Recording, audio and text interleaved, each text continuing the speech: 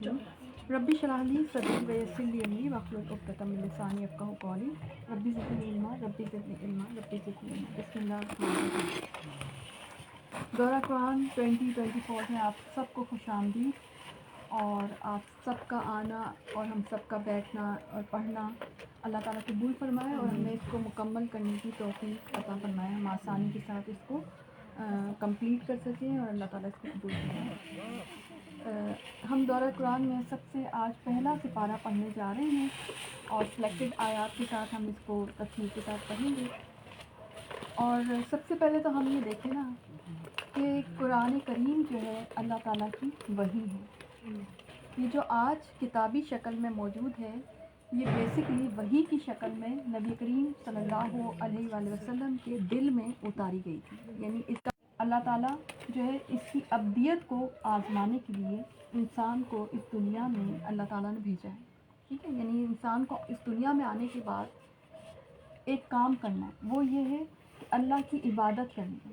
ठीक है, और हर चीज़ जो है ना, हर पूरी ज़िंदगी अल्लाह की मर्ज़ी के मुताबिक गुजारनी है। ठीक है, और आया भी इस दुनिया में इसलिए कि मुख्तलिफ पे दर पे आजमाइशें इस पे भेजी जाएंगी, कभी भूख की शक्ल में, कभी मसाइब की शक्ल में, कभी फलों की कमी की शक्ल में। आप सूरह बकरा में इसकी जो है एक पोर्ट्रे आ जाता है। ये तो हमें कैसे पता चला? आँखों से पता चला। ठीक है, और रोशनी से पता चला। ठीक है, बाज़ चीज़ों को हम टच करके देखते हैं कि कोई चीज़ नरम है तो वो हम अपने हाथ से करके देखते हैं। दूसरी जो चीज़ है जो हमें इल्म के इसमें हेल्प करती है वो है अक़ल। ठीक है, इंसान अपने अक़ल से भी बहुत सारी चीज़ें समझता है, समझ जो अल्लाह ताला ने। और तीसरी जो चीज़ है अल्लाह ताला ने अता की है वो है वही इल्हामी इल्म। ठीक है, और जो रह जाती है इनकी तरतीब भी यही है। इन जो रह जाती हैं जो उस हवा से खमसा से पता नहीं चलती तो वो हम अपने अक़ल से कुछ अंदाज़ा लगा लेते हैं, अक़ल से हमें समझ में आ जाता है। ठीक है ना, और लेकिन कुछ ऐसी चीज़ें भी हैं जो ना तो हवा से खमसा से पता चलती हैं ना ही अक़ल से पता चलती है। मसलन सबसे पहली बात तो ये कि अल्लाह की मर्ज़ी, अल्लाह ताला कैसे राज़ी होगा, हम अपने हवा से खमसा या अक़ल से तो नहीं मालूम कर सकते। इसी तरह से आखिरत में हमारे साथ क्या पेश आने वाला है वो भी हम अपने हवा से खमसा या अक़ल से तो नहीं मालूम कर सकते। ठीक है ना, और इसी तरह से जन्नत के बारे में मालूम करना, इसी तरह से नबी करीम सल्लल्लाहु अलैहि वसल्लम की ज़िंदगी और उसके मुताबिक ज़िंदगी गुजारना, वो सब चीज़ें हम अपने अक़ल और हवा से खमसा से वो इल्म हासिल नहीं कर सकते। तो इसलिए अल्लाह ताला ने कुरान में एक जगह पे आता भी, अल्लाह ताला कहता भी है कि मैं इस दुनिया में तुम्हें भेज रहा हूँ। इसका मफ़हूम कुछ ऐसा है ले, और तुम जो है जब मैं तुम्हारे पास अपनी वही भेजूँ, हिदायत भेजूँ और अम्बिया को भेजूँ तो फिर तुम जो है उस वही को कबूल करना। ठीक है, तो ये अल्लाह ताला का एक सिस्टम है कि अल्लाह ताला ने हमें जिस्म दिया, एक फ़िज़ीक दी, फिर इसके अंदर अक़ल दी, समझ दी, फिर साथ ही एक अल्हामी जो है वही अल्हामी इल्म जो है ना वो भी अल्लाह ताला ने अम्बिया कराम को दिया, अम्बिया कराम को दिया। और अम्बिया कराम के साथ ये इंसानों को जोड़ा और उनकी एक तरह से ज़िम्मेदारी थी, पैगाम रिसालत यही है कि अम्बिया कराम जो है वो अपने दौर में लोगों को वो इल्म देते चले जाए। ठीक है, और उस इल्म से पता चलता है कि हमें कौन सा लाइफस्टाइल अपनाना है, कैसी चीज़ें अपनानी है जिससे अल्लाह राज़ी हो। ठीक है, तो ये इल्म इसलिए ज़रूरी है। ये इल्म आपको यूनिवर्सिटी एजुकेशन नहीं दे सकती, ये इल्म आपको कोई स्कूल नहीं दे सकता।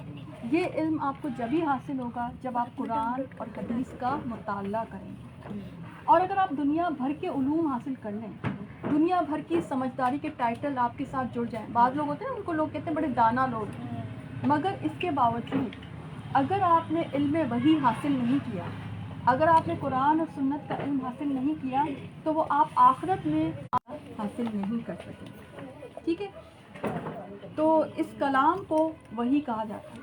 आपको पता है ना कि वही जली कहा जाता है कलाम इलाही को, कुरान को, और वही ख़फ़ी जो है वही ख़फ़ी सॉरी कहा जाता है। वही जली तो वो है जो कि नबी करीम सल्लल्लाहु अलैहि वसल्लम ने जो हदीस के ज़रिए से हमें बताई। ठीक है ना, तो वही जो है, अच्छा अब ये जो वही है ना अल्लाह ताला का जो कुरान है, नबी करीम सल्लल्लाहु अलैहि वसल्लम ने इसको प्रैक्टिस करके हमें दिखा दिया। यानी इसकी अगर कोई प्रैक्टिकल इम्प्लिकेशन कोई देखना चाहता है तो वो नबी करीम सल्लल्लाहु अलैहि वसल्लम की ज़िंदगी है। जब नबी करीम सल्लल्लाहु अलैहि वसल्लम के बारे में पूछा गया था कि आपके अखलाक कैसे थे आपके, तो हज़रत आयशा रज़ी अल्लाह ताला अन्हा ने क्या जवाब दिया था कि सारा का सारा जो है ना وہ قرآن کے جو اخلاق تھے وہ سارے کے سارے نبی کریم صلی اللہ علیہ وسلم کی زندگی میں تھے. یعنی کہ نبی کریم صلی اللہ علیہ وسلم جیتا جاگتا ایک نمونہ تھے. قرآن کی ساری جو تعلیم ہے اس کا ایک سمپل، اسی لیے کہتے ہیں نا قرآن میں آتا ہے نا کہ یہ آپ اسوہ حسنہ ہیں، آپ کی زندگی میں اسوہ حسنہ ہے، ٹھیک ہے نا. یعنی کوئی اگر اس تھیری کو اگر پریکٹیکل شکل میں دیکھنا چاہے تو نبی کریم صلی اللہ علیہ وسلم کی زندگی، ان کی احادیث مبارکہ جو ہے وہ ہمیں ہیلپ آؤٹ کرتی ہیں کہ وہی کو ہمیں پریکٹس میں کیسے لے کے آنا. ٹھیک ہے، تو یہ آپ نے تھوڑا سا، تو اب آپ کو انشاءاللہ سمجھ آ گئی ہوگی کہ قرآن کو پڑھنا کتنا ضروری ہے. آپ کو یہ بھی سمجھ میں آ گئی ہوگی کہ دورہ قرآن کرنا کیوں ضروری ہے. چلیں یہ بھی اس کو بھی دورہ قرآن نبی کریم صلی اللہ علیہ وسلم کی سنت تھی، وہ جو وہ ہر رمضان میں کیا کرتے تھے حضرت جبریل امین علیہ السلام کے ساتھ. اور ایک طرح سے ان کا جیسے کہتے ہیں نا کہ آپس میں دورہ، یعنی وہ بھی سناتے تھے اور یہ بھی سناتے تھے، اس طرح سے تھے. تو دورہ قرآن جو ہے نا اس لیے ہمارے لیے ضروری ہے کہ ایک تو سنت ہو گئی، پلس یہ ہے کہ دورہ قرآن سے کیا ہوتا ہے کہ قرآن کے جو اسلوب ہے نا تذکیر ہے، یعنی اس کو بار بار پڑھنا اور یاد دھیان کرنا، تو اس اسلوب کی ایک طرح سے ہمیں ریمائنڈر ہو جاتا ہے. یعنی جب ہم دورہ قرآن کرتے ہیں نا تو وہ جو ہم قرآن میں ہم نے پڑھا ہوتا ہے، ہم سب قرآن کو پڑھے ہوئے ہیں تو ہم نے پڑھا ہوا ہوتا ہے، لیکن کیونکہ زندگی میں دنیا میں ہم گم ہو کے ہم اکثر قرآن کی باتیں بھول جاتے ہیں. تو جب ہم دورہ قرآن کر لیتے ہیں نا رمضان میں تو وہ دوبارہ سے ہمیں ریکال ہو جاتی ہیں. اور ظاہر ہے اس وقت میں شیاطین بھی بند ہوتے ہیں اور جنوں کو بھی بند کر دیا جاتا ہے. اس میں ہمارے لیے بڑا آسان ہوتا ہے کہ قرآن کو سنیں، سمجھیں اور اپنی زندگی میں جذب کریں. ٹھیک ہے، اپنی زندگی، میں نے اسی لفظ یہ نہیں کہا صرف دل میں یا دماغ میں نہیں، دل اور دماغ میں جذب کرنا ایک پہلی شکل ہے، مگر اصل جو ریکوائرمنٹ ہے وہ یہ کہ آپ کی زندگی میں جذب ہونا چاہیے، آپ کی زندگی میں مکس ہونا چاہیے قرآن کا علم. آپ کی زندگی میں جب بھی آپ کوئی عمل کریں تو آپ کی زندگی کا محور یہی ہونا چاہیے کہ اس سے اللہ تعالیٰ راضی ہوگا یا نہیں ہوگا، اور قرآن اور سنت سے میرا یہ عمل ٹکراتا تو نہیں ہے کہیں. ٹھیک ہے، یہ چیز ہے. اب اس پیرائے کو، اس بات کو سامنے رکھ کے ہم انشاءاللہ دورہ قرآن کریں گے اور ہمیں اللہ سے امید ہے کہ اللہ تعالیٰ ہمیں علم عطا کرے. تو سورۃ الفاتحہ سے شروع کرتے ہیں. اعوذ باللہ من الشیطان الرجیم، بسم اللہ الرحمن الرحیم.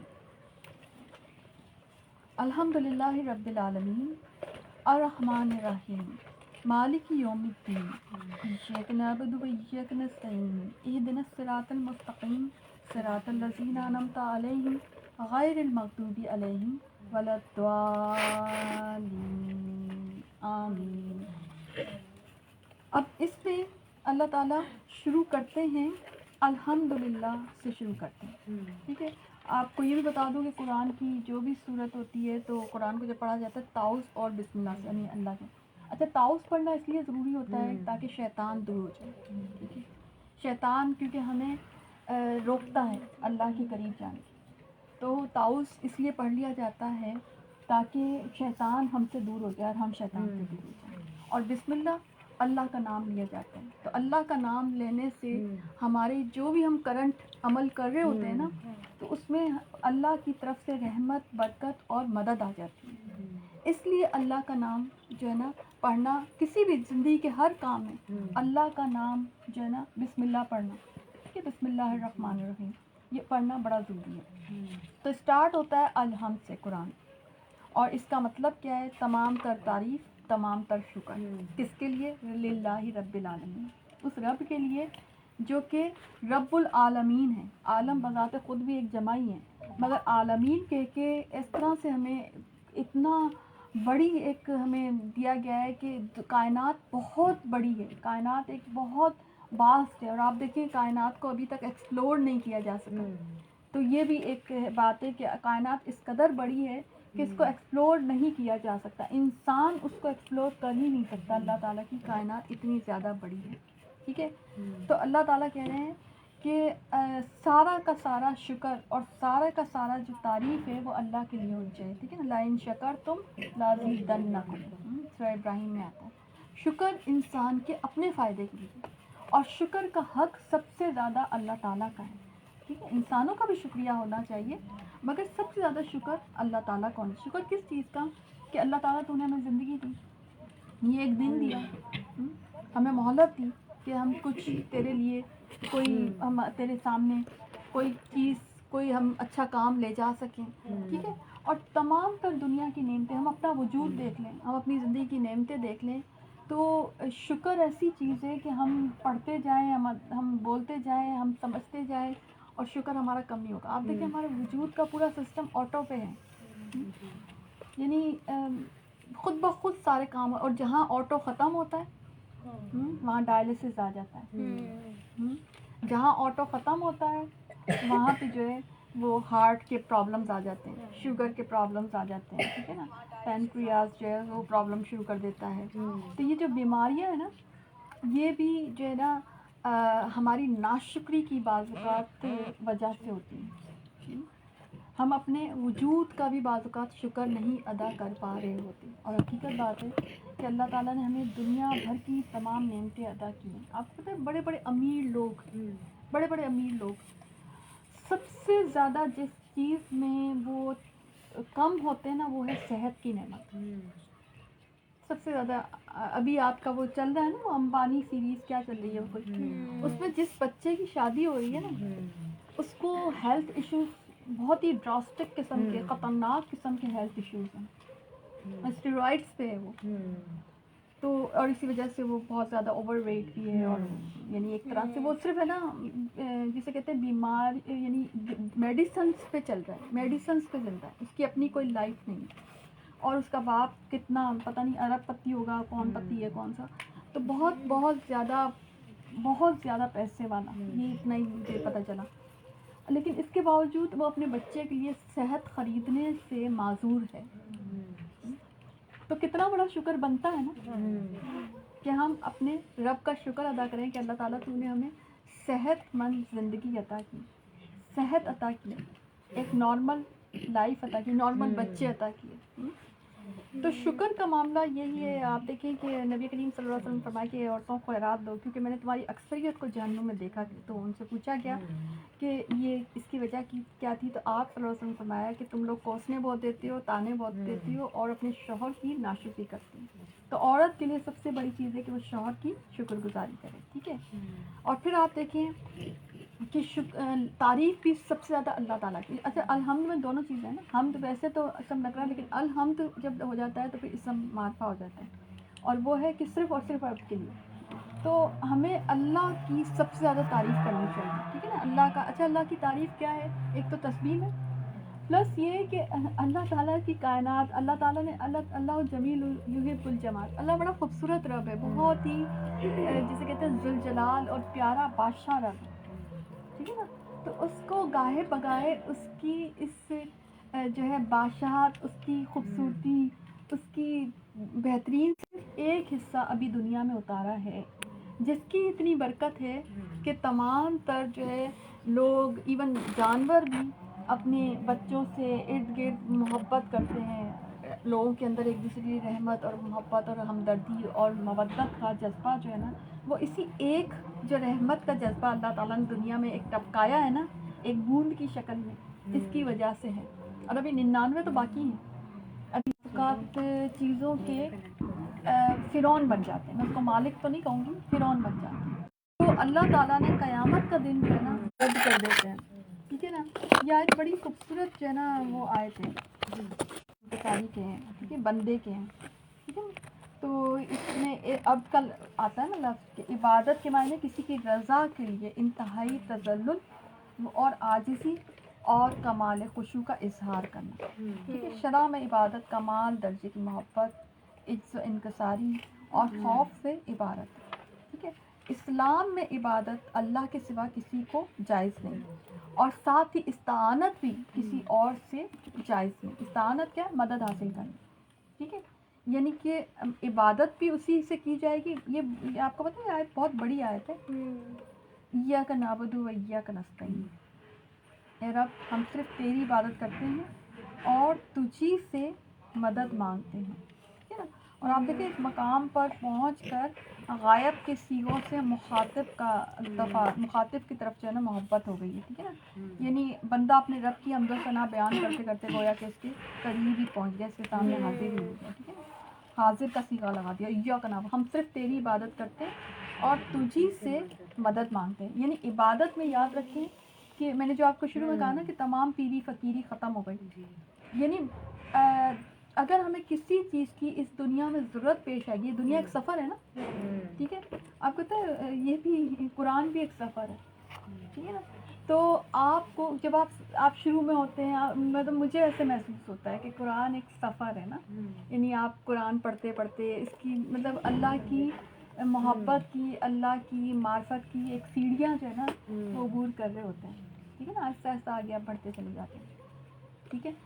تو مطلب آپ عبادت اللہ کے سوا نہیں کر سکتے، کسی کی استعانت یعنی مدد بھی آپ کسی سے نہیں مانگ سکتے. کوئی پیالے نہیں اٹھا سکتے، کسی کے دربار پہ کسی کے در پہ جا کے آپ کوئی دعا نہیں مانگ سکتے، کسی درگاہ پہ جا کے آپ دعا نہیں مانگ سکتے، کسی فوت شدہ سے آپ کچھ مانگ نہیں سکتے. ایون انسانوں زندوں سے بھی آپ کچھ نہیں مانگ سکتے. زندوں سے صرف آپ کا اتنا رابطہ ہو سکتا ہے کہ آپ ان سے دعا کے لیے کہہ سکتے ہیں کہ بھائی ہمارے لیے دعا کرنا. وہ بھی یہ کانسیپٹ ذہن میں رکھ کر اسلام کا کہ غائب کے لیے کوئی دعا مانگی جاتی ہے تو وہ دعا اللہ تعالیٰ قبول کرتا ہے، فرشتے بھی اس کے لیے ویسی ہی دعا کرتا ہے. تو یہ کانسیپٹ اگر آپ ذہن میں رکھیں، لیکن آپ کے دل میں یہ آپ کا عقیدہ کلیئر ہونا چاہیے توحید کا کہ اس وقت جب آپ کسی کو کہہ رہے ہو تو اس میں یہ عنصر پیش نہیں آنا چاہیے کہ یہ اس کی دعا کوئی قبول ہو جائے گی. نہیں، دعا کا یہ ہے کہ اللہ تعالیٰ دعا کے معاملے میں اللہ تعالیٰ کہتا ہے کہ دعا سبھی کی قبول کر لیتا ہے، ٹھیک ہے نا. تو استعانت بھی اللہ سے ہی جائز ہے اور عبدیت بھی اللہ سے ہی جائز ہے، ٹھیک ہے. اور پھر آپ دیکھیں کہ دعا جب مانگی جا رہی ہے تو کتنی خوبصورت دعا کہ اہدنا الصراط المستقیم، ہمیں سیدھی اور سچی راہ دکھا اللہ تعالیٰ، ٹھیک ہے. اور یہ سیدھی راہ نہ تو ہم حواس خمسہ سے حاصل کر سکتے ہیں، نہ ہی عقل ذہانت سے حاصل کر سکتے ہیں، بلکہ یہ سیدھی راہ دین اسلام ہے جو محمد صلی اللہ علیہ وسلم نے ہمارے سامنے پیش کیا اور قرآن اور سنت میں جو محفوظ ہے. اور یہ سیدھی راہ جو ہے وہ آپ کو صرف اور صرف قرآن پڑھنے سے اور حدیث پڑھنے سے ہی حاصل ہو سکتی ہے. یہ آپ کو کہیں اور سے حاصل نہیں ہو سکتی. یہ وہ راستہ ہے، ٹھیک ہے نا.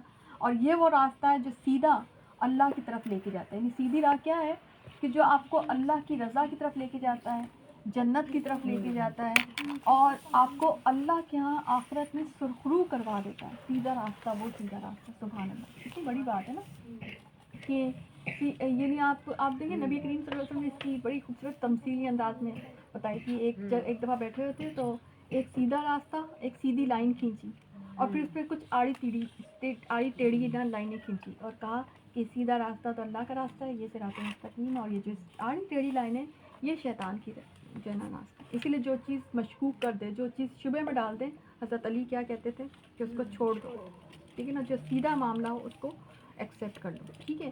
پھر آگے اس کا ایکسپلین بھی کیا، صراط الذین انعمت علیہم غیر المغضوب علیہم ولا الضالین. وہ سیدھا راستہ کون سا راستہ ہوگا، اس کی ایکسپلینیشن بھی آگے. کیا ہوگا؟ انبیاء کا راستہ، صالحین کا راستہ، صحابہ کرام کا راستہ، شہداء کا راستہ، صدیقین کا راستہ، ٹھیک ہے، اچھے لوگوں کا راستہ، ٹھیک ہے.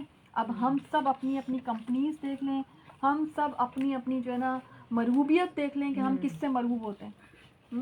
آیا ہم وہ کیا کہتے ہیں، امبانی نام تھا نا اس کا، جو بھی پورا نام کیا ہم امبانی سے مرغوب ہوتے ہیں؟ کیونکہ آج کل تو ابھی میں نے بھی سوشل میڈیا پہ انفیکٹ خود ہی آ جاتی ہیں اتنی، شاید کوئی وائرل کی چیز تھی اس کی کہ آپ اسکرال کرو تو خود ہی سامنے چیزیں آتی ہیں. جی پتہ چلا کہ امبانی سے بڑے لوگ امپریس ہو رہے ہیں. تو میں یہ سوچ رہی کہ یہ امپریس یعنی وہ ہندو ہے، مطلب کتنی بھی دولت دے دی گئی اس کو، مگر آپ اس کے عقیدے کو دیکھیں گے نا، اس کے جب شرک کو دیکھیں گے، جب آپ اس کی مطلب عقیدے کو دیکھیں گے تو اس میں مرغوبیت ہماری کیسی ہے، ہم جیسوں کو مرغوبیت کہاں زیب دے سکتے. دنیا کا معاملہ دیکھ کر اور خوش ہو رہے لوگ، اور وہ شاید شادی کوئی چل رہی ہے اس کے بیٹے کی، تو وہ شادی کی ایونٹس اور کس طرح سے، اور لوگ اس کو بہت بڑا سمجھ رہے ہیں کہ جس کے پاس اتنا دولت ہے، اتنا پیسہ ہے، تو وہ اس طرح کر رہے ہیں. پتہ نہیں کتنی ڈشز اور کیا، وہ سب اسراف جو معاملہ چل رہا ہے. اسلام تو اس کی کوئی گنجائش دیتا ہی نہیں آپ کو. یعنی ہم کس لیول پہ چلے گئے ہیں کہ ہم اگلے بندے کے پیسے سے امپریس ہو رہے ہیں، مگر ساتھ ہی ساتھ اس کا جو عقیدہ ہے، جو وہ اس کے ہندوازم سے عبرت نہیں پکڑ رہے. یعنی اس کے عقیدے سے عبرت پکڑنا چاہیے نا. کہ جتنا بھی کچھ ہے مگر یہ اپنی زندگی میں اپنے ہی بچے کو ایک ہیلدی لائف نہیں دے سکتا، یعنی عبرت کی جائے بیسیکلی. اور کتنا بھی پیسہ ہے یہ سب کا سب، اس سب کے باوجود وہ اپنے لیے جنت نہیں خرید سکتا. اس دنیا میں کام شاید آ جائے اس کے، مگر اس دنیا میں تو نہیں کام آئے گا. استغفر اللہ. تو ہم سب اپنی اپنی مروبی، کیونکہ آج کے مسلمان کی بہت بڑی کمزوری ہے کہ وہ پیسے سے مروب ہو جاتا ہے، اور وہ جو ہے غیر اغیار سے جسے کہتے ہیں مروب ہو جاتا ہے، اغیار سے مروب ہو جاتا ہے. یہ جو ہے نا بہت بڑا معاملہ ہے. تو ہم سب یہ دیکھ لیں کہ ہم کس سے مرغوب ہوتے ہیں، اور ہمارے جو ہے نا رول ماڈلز کون ہیں. رول ماڈل تو آپ کو میں بتا دوں نبی کریم صلی اللہ علیہ وسلم ہی ہونا چاہیے، اور رول ماڈل جو ہے انبیاء کرام ہونے چاہیے، اور ان کو بار بار یاد دہانی کرنے کی ضرورت ہے، اپنی زندگی میں لانے کی ضرورت ہے. ٹھیک ہے نا. پھر آگے آ گیا کہ وہ جو ہے ایسے لوگوں کی راہ نہیں، اس پہ نہیں چلانا اللہ تعالیٰ جو کہ جن پہ تو غضبناک ہوا اور جو کہ ضالین ہیں. اب ان سے مراد کون ہے؟ ضالین سے تو مراد جو ہے وہ نصارہ ہیں، اور مغضوب سے مراد یہود ہیں. ٹھیک ہے. تو آپ یعنی کہ آپ دیکھیں کہ آج بھی یہود اپنے آپ کو بہت کوئی عظیم قوم سمجھتے ہیں، مگر اللہ تعالیٰ ان کی اس عقیدے کو نہیں مانتا. اللہ تعالیٰ کہتا ہے کوئی عظیم قوم نہیں ہے. ٹھیک ہے. ایک زمانہ تک چہیتی قوم تھی ہے، ان کا صبر پسند آیا تھا جو فرعون کے علاقے میں، جب فرعون کی مغلوبیت میں رہ رہی تھی، مگر انہوں نے کوئی بھی اللہ کی مرضی کے مطابق زندگی نہیں گزاری، بلکہ ان کا معاملہ ایسا تھا، ان کی سائیکو ایسی تھی کہ جو اللہ تعالیٰ حکم دیتا تھا نا وہ اس کے اگینسٹ کرتے تھے، جان بوجھ کر اگینسٹ کرتے تھے. آگے آپ واقعات پڑھیں گے یہ. ٹھیک ہے. اور دوالین کا معاملہ یہ تھا کہ یہ بھٹک گئے. اچھے بھلے چل رہے تھے تھوڑی بہت، ان کو یہ جو نصارہ جو تھے، مگر ان میں غلو آ گیا اور بھٹک گئے، اور نعوذ باللہ انہوں نے بھی شرک کو اپنا لیا. تو ساتھ ہی ہمیں بتا دیا صراط الذین انعمت کی ایکسپلینیشن میں کہ وہ صرف اور صرف اللہ کے نبی صلی اللہ علیہ وسلم کا راستہ ہے، صحابہ کرام کا راستہ ہے، انبیاء کا راستہ ہے، اور وہ ایسا راستہ نہیں ہے کہ جو یہود یا نصارہ کا راستہ نہیں ہے. ٹھیک ہے نا. اچھا یہود و نصارہ ویسے چاہتے ہیں کہ ہم ان کے ریلیجن کو اڈاپٹ کریں، اس لیے وہ گلوبل ولیج بن گئی نا آج کی دنیا. تو وہ اپنے کلچر کو، اب وہ ان کو پتہ ہے کہ دین تو وہ ایسے داخل نہیں کر سکتے، تو انہوں نے اسٹریٹجی اپنی چینج کی. وہ کیا کرتے ہیں کہ اپنے کلچر کو پروموٹ کر دیں، اور وہ چاہتے ہیں کہ ہمارا کلچر اسلام میں داخل ہو جائے. تو یہ جو ہے نا یہ نہ مسلمان رہیں گے، نہ یہ ادھر کے رہیں گے، نہ یہ ادھر کے رہیں گے. یہ ان کا ایک، آپ دیکھیں ابھی 8 مارچ گزرا ہے، یہ جو تحریک ہے یہ جو ہے ویمن ایمپاورمنٹ کی جو چل رہی ہے، تو سب سے زیادہ تو اسلام آزادی دیتا ہے، سب سے زیادہ حقوق ہی اسلام نے دیے ہیں. یہ تو خود بیچارے پریشان ہوئے ہیں. آپ ان مغرب میں جا کے دیکھیں تو یہ تو خود چاہتے ہیں کہ کسی طرح سے یہ جو آزاد ہو گئی ہیں ہماری خواتین، ان کو گھروں کے اندر بھیجو کیونکہ ہماری نسلیں بگڑ رہی ہیں. ٹھیک ہے. اور اب ان کے قابو میں نہیں آ رہی ہیں ان کی خواتین، تو یہ تو خود پریشان ہیں.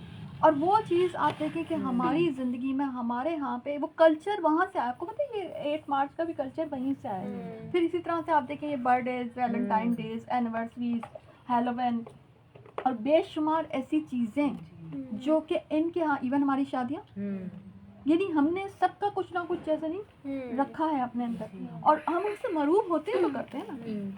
مگر اگر ہم مروب نہ ہوں تو ہمیں تو، اگر جس کے دل میں اسلام بیٹھ چکا ہوگا نا، رضیت بالاسلام دینا، جس کے دل میں راسخ ہو چکا ہوگا، تو وہ تو ان چیزوں سے مروب نہیں ہوگا. اس کو تو یہ چیزیں اریٹیٹ ہی کریں گی کہ یہ کیسے سب لوگ دیکھ رہے ہیں، اس کو شرم نہیں آ رہی کس طرح سے، مطلب وہ تو اس کو برے اس میں دیکھے گا نا. ہدایت اسی کا تو نام ہے کہ آپ کو برائی بری لگنے لگ جاتی ہے اور نیکی اچھی لگنے لگ جاتی ہے. اسی کا نام ہدایت ہے، اسی کا نام شرع صدر ہے. ٹھیک ہے نا. تو یہ کیا کرتے ہیں کہ ان کو پتہ ہے کہ مسلمان عقائد کے لحاظ سے تو توحید کو نہیں چھوڑیں گے، مگر معاملات میں یہ جو ہے نا یہ بڑے کمزور ہیں. تو انہوں نے معاملات میں سوراخ کر رکھے ہیں ہمارے، اور معاملات میں اپنے کلچر کو گھسا دیا، اور ہم بڑے مزے سے اس کلچر کو اڈاپٹ کیے بیٹھے. تو اللہ تعالیٰ نے ہمیں، اور دیکھیں قرآن کے اوائل میں ہمیں بتا دیا کیا کہ سیدھا راستہ وہ ہے جو کہ سیدھا بالکل اللہ کی طرف جا رہا ہے. اور وہ راستہ اگر آپ دیکھیں کہ آپ کی زندگی میں یہود کی مروبیت آ گئی ہے یا نصارہ کا کلچر آ گیا ہے، تو پھر آپ سمجھ لیں یہ آپ کا کی پوائنٹ ہے, یہ آپ کو خطرے کی گھنٹی ہے کہ پھر آپ سیدھے راستے پہ نہیں ہیں, پھر آپ ٹیڑھے راستے پہ پکڑ چکے ہیں, ٹیڑھا راستہ پکڑ چکے ہیں. پھر اپنی اصلاح کر لیں. ایک دن بھی اگر آپ نے کوئی برتھ ڈے منائی ہے, کوئی اینیورسری کی ہے, کچھ بھی کیا ہے, ابھی آپ سیدھے راستے پر نہیں ہیں. کیوں؟ حدیث میں نہیں آتا چور جب چوری کرتا ہے مومن نہیں رہتا, زانی جب زنا کرتا ہے مومن نہیں رہتا. ٹھیک ہے نا. یعنی جب آپ ایسی کنڈیشن میں ہوتے ہیں, جب آپ گناہ کر رہے ہوتے ہیں, تو پھر آپ کا ایمان ہی نہیں ہوتا ہے, آپ ایمان کی کنڈیشن میں نہیں ہوتا. اور آپ کو پتہ ہے کہ ایمان ایسی چیز ہے کہ اگر ایک دفعہ آپ کے ہاتھ سے نکل جائے, یا آپ کے دل سے خارج ہو جائے نا, یا آپ کی زندگی سے خارج ہو جائے, دوبارہ آپ اس کو پکڑ کے لا نہیں سکتے. ہم ہدایت کو لائٹ لیتے ہیں. ہدایت تو بہت نازک چیز ہے. ہدایت اگر ہاتھ سے, اسی لیے آپ کو ہمیں دعا سکھائی گئی ہے نا, ربنا لا تزغ قلوبنا بعد اذ ہدیتنا, یہ دعا ہمیں سکھائی گئی. اب یہ تو ہدایت لانے کے بعد دعا سکھائی گئی. ہدایت لانے کے بعد بھی اللہ تعالیٰ ہمیں, یعنی ہدایت میں آ گئے اس کے بعد یہ دعا سکھائی. تو آپ دیکھ لیں کہ ہدایت پڑا معاملہ جو ہے نا, تو یہ ہر وہ انسان دیکھیں جس پر اللہ تعالیٰ غضبناک ہوتا ہے, تو ہر وہ عمل کرنے والا جو ہے نا, اس پر بھی اللہ تعالیٰ, ہر ایسا عمل کرنے والے پہ بھی اللہ تعالیٰ غضبناک ہی ہوگا جو یہود والا عمل کرے گا. ٹھیک ہے. تو یہاں پہ آپ کی آپ کو میں بتانے کو تو بہت کچھ بتا سکتی ہوں اور بہت ساری چیزیں ہیں, لیکن ہے نا ظاہر ہے آپ کا دورہ قرآن ہے اور شارٹ ہے, تو اس وجہ سے جو ہے نا اس سلسلے میں آپ کو میں ایک حدیث بھی سنا دوں جو مجھے بڑی پسند ہے, جو کہ کیونکہ سورۃ البقرہ اسٹارٹ ہونے جا رہی ہے اور سورۃ الفاتحہ آپ پڑھ چکے ہیں. تو حضرت ابن عباس سے مروی ہے کہ ایک دفعہ رسول اللہ صلی اللہ علیہ وآلہ وسلم کے پاس جبریل امین موجود تھے کہ آپ نے اپنے اوپر دروازہ کھلنے کی سی آواز سنی. ٹھیک ہے, ایک چرچراہٹ سی آواز سنی. جبریل علیہ السلام نے اپنی نگاہ اوپر آسمان کی طرف اٹھائی اور کہا, یہ آسمان کا وہ دروازہ کھلا ہے جو کبھی نہیں کھلا. پھر اس سے ایک فرشتہ اترا, وہ نبی کریم صلی اللہ علیہ وآلہ وسلم کے پاس آیا اور کہنے لگا, آپ خوش ہو جائیں, اللہ نے آپ کو 2 نور عطا فرمائے ہیں جو آپ سے پہلے کسی نبی کو نہیں عطا کیے گئے, اور وہ ہے فاتحہ الکتاب یعنی سورۃ الفاتحہ اور سورۃ البقرہ کی آخری 2 آیات. آپ ان دونوں میں سے جو حرف بھی پڑھیں گے وہ دیے جائیں. ٹھیک ہے, سبحان اللہ. ٹھیک ہے, نسائی کی ہے 913 اور سیدی سے. ٹھیک ہے. تو اب اس سے پتہ چلتا ہے کہ آپ کو پتہ ہے سورۃ الفاتحہ سورۃ الفاتحہ اور آخری ابھی جب سورۃ البقرہ خود بھی, تو یہ بہت ہی پاورفل جو ہے نا صورتیں ہیں. اگر آپ ان کو پڑھتے ہیں نا تو شیاطین اور جن جو ہے نا وہ بھی پناہ مانگتے ہیں, وہ بھاگ جاتے ہیں. ایون سورۃ البقرہ کے بارے میں آتا ہے کہ جس گھر میں پڑھی جائے اس گھر سے شیاطین بھاگ جاتے ہیں. ٹھیک ہے. اور سورۃ الفاتحہ بھی شاید آپ کو کسی نے نہ بتایا اس پہلے, لیکن سورۃ الفاتحہ کا بھی یہی ہے کہ اگر یہ پڑھی جاتی ہے نا تو جنوں کو اس سے تکلیف ہوتی ہے. یہ ان کا, اسی لیے آپ دیکھیں نا یہ اللہ کے خزانوں میں سے ہے. تو اور اسی طرح سے آیت الکرسی کا معاملہ بھی ہے, تو یہ آپ کو اپنے روزمرہ کے اذکار میں شامل کرنا چاہیے. ٹھیک ہے. اچھا, سورۃ البقرہ پہ اب آپ آ جاتے ہیں, تھوڑا سا فاسٹ ظاہر ہے ہم جا رہے ہیں. اعوذ باللہ من الشیطان الرجیم, بسم اللہ الرحمن الرحیم. الف لام میم ذالک الکتاب لا ریب فیہ ھدی للمتقین. یہ کتاب ہے کہ اس کے اللہ کی کتاب ہونے میں کوئی شک نہیں, پرہیزگاروں کو یہ راہ دکھانے والی ہے. ٹھیک ہے. سب سے پہلے اس کتاب کا شک دور کیا گیا تاکہ آپ خیر کے ساتھ, پورے یقین کے ساتھ آپ علم حاصل کر سکیں. آپ دیکھیں تلمود ہو گئی, انجیل ہو گئی, تورات ہو گئی, زبور ہو گئی, اب وہ اپنی اصل حالت میں برقرار نہیں کیونکہ ان میں تعریف ہو چکی ہے. اس کتاب کا ذمہ اللہ نے خود لیا تھا, قرآن کا. تو قرآن جیسی وحی کی شکل میں اتری تھی نبی کریم صلی اللہ علیہ وسلم کے دل پر, اسی طرح سے وہ کتابی شکل میں ہمارے پاس موجود ہے. یعنی ابھی ہم وحی الہی پڑھ رہے ہیں. اس کتاب کو, اس قرآن کو کم نہیں سمجھنا چاہیے. ہم لوگ نا, ہمارے اندر بہت بڑا, میں سمجھتی ہوں کہ ایک ڈیلیما ہے, ایک بہت بڑی ہمارے اندر ایک, میں کیا کہوں کہ اس کو بہت بڑا ہمارے اندر تکلیف کا عنصر ہے کہ ہم اور چیزوں کو بڑا سمجھتے ہیں اور اس کتاب کے ساتھ جڑنے یا اس کتاب کو پڑھنے کو ہم شاید کچھ کم سمجھتے ہیں. تو میرا آپ سے بڑی مؤدبانہ التماس ہے, ریکویسٹ ہے کہ اس کتاب کو سب سے پہلے اپنے اس کتاب کو بڑا سمجھ کر پڑھنا شروع کریں. اس کتاب کی عظمت کو سامنے رکھ کر اس کتاب کو پڑھیں گے تو اس کتاب کی عظمت آپ کو بہت کچھ دے کے جائے گی. ٹھیک, تو یہ وہ کتاب ہے کہ جس میں کوئی شک نہیں. علم کی راہ میں آپ کو پتہ ہے سب سے بڑی رکاوٹ, سب سے بڑا کانٹا جو ہوتا ہے نا, وہ شک ہوتا ہے. تو وہ سب سے پہلے دور کیا گیا. اور پھر بتایا گیا الذین یؤمنون بالغیب, کون ہے متقی, یہ ہدایت ہے. یہ کتاب کیا ہے, آپ کو دینے کیا ہے, یہ ہدایت دینے کے لیے آئی ہے. اور یہ ہدایت کس کے لیے, للمتقین, تقوی والوں کے لیے. ٹھیک ہے, قرآن میں ہی آتا ہے. قرآن کی اس ایک آیت کا مفہوم ہے کہ یہ قرآن جو ہے کچھ لوگوں کے لیے صرف بیان ہے اور کچھ کے لیے نصیحت ہے. ٹھیک ہے, تو آپ دیکھیں کہ یہ کتاب جو ہے نا, یہ آپ جس طرح سے پڑھیں گے نا, آپ کو وہی احساس, وہی جذبہ, وہی علم دے کر یہ کتاب ہٹے گی. ٹھیک ہے, تو اس کتاب کو پڑھنے کا ٹول کیا ہے, تقویٰ. ہر چیز کا کوئی ٹول ہوتا ہے نا. آپ تو آج کل تو آپ دیکھیں کتابوں کے پڑھنے کے ٹول, وہ پینس بھی آ گئے ہیں اور ڈیجیٹل قرآن بھی آ گئے ہیں. تو وہ آپ اس کو جہاں پہ پڑھیں, آپ دیکھیں موبائل ہے, موبائل میں آپ کا ٹچ سسٹم ہوتا ہے, آپ ٹچ سے جو ہے نا اس کو پڑھ لیتے ہیں. ٹھیک ہے نا, تو علم کے کچھ ٹول ہوا کرتے ہیں. ٹھیک ہے نا, مثلاً سائنس کا علم ہے, اس کی کچھ چیزیں ہوتی ہیں, ہائپوتھیسز ہوتی ہیں, پھر ایکسپیریمنٹ, آبزرویشن, اس کو پھر کوئی سائنسی تھیوری جو ہے نا وہ وجود میں آتی ہے. ٹھیک ہے, تو اس کتاب کو پڑھنے کا ٹول کیا ہے, اچھی طرح سمجھ لیں, تقویٰ. ٹھیک ہے, تقویٰ کیا ہے, اللہ کا ڈر. العلم تقویٰ. ٹھیک ہے نا, علم کیا ہے, تقویٰ. نبی کریم صلی اللہ علیہ وسلم سے جب پوچھا گیا تھا کہ علم کیا ہے, تو علم کے بارے میں بتایا گیا کہ وہ تقویٰ ہے. صحیح, میں سمجھی کوئی بیٹھا ہے وہاں جا کے, تو میں نے ایک دم غور کے دیکھا, میں نے کہا یہ کون. ٹھیک ہے ٹھیک ہے, اعوذ باللہ من الشیطان الرجیم. ٹھیک ہے, تو اس کتاب کو پڑھنے کا ٹول پہلے اپنے اندر کریٹ کرنا پڑے گا. ٹھیک ہے, یہ کتاب ہدایت دے گی آپ کو. دیکھیں, دو لفظ اچھی طرح سے اپنے ذہن میں بٹھا لیں. کتاب سے آپ سب کیا لینے کے لیے آئے, ہدایت. اچھا, ہدایت کا ویسے فیصلہ کیا ہے, اللہ تعالیٰ کہتا ہے جس کو میں چاہتا ہوں ہدایت دیتا ہوں, جس کو میں نہیں چاہتا نہیں دیتا. ٹھیک ہے, یعنی ہدایت جو ہے وہ اللہ کے پاس ہے, اور اللہ تعالیٰ جس کو چاہتا ہے وہ دیتا ہے. نمبر 1, پہلی بات تو یہ سمجھو. ٹھیک ہے, مگر آپ ساتھ ہی یہ بھی دیکھ لیں کہ اللہ تعالیٰ یہاں بھی کچھ کہہ رہا ہے آپ کو کہ ہدایت ہے اس کتاب میں, لیکن متقین کے لیے. ٹھیک ہے, تو ایک یعنی کہ ہدایت کس طرح لگتا ہے, دو مخارج ہو گئے, دو طریقے ہو گئے, دو ٹول ہو گئے. ایک تو وہ ہدایت ہے جو اللہ تعالیٰ آپ کو دے گا.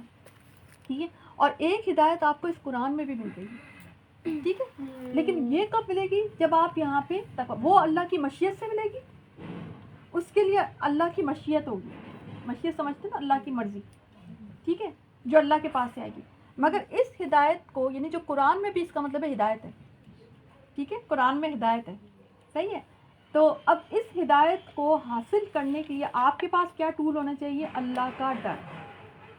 تقویٰ, جب اس تقویٰ کے ساتھ, تقویٰ کے پین کے ساتھ, تقویٰ کی نوٹ بک کے ساتھ, نہیں سمجھیں. ٹھیک ہے, تقویٰ کے والے دل کے ساتھ جب آپ اس کتاب کو پڑھیں گے نا, تو انشاءاللہ آپ کو اس کتاب سے ہدایت ملے گی ہی ملے گی. آئی سمجھ گا کہ اس کتاب میں آپ کو جو ہے تقویٰ, اس کتاب میں ان سے ادھر آ جائے, میں ڈسٹرب ہو رہی ہوں. کون ہے, ہاں ان سے کہیں آپ ادھر آ جائیں.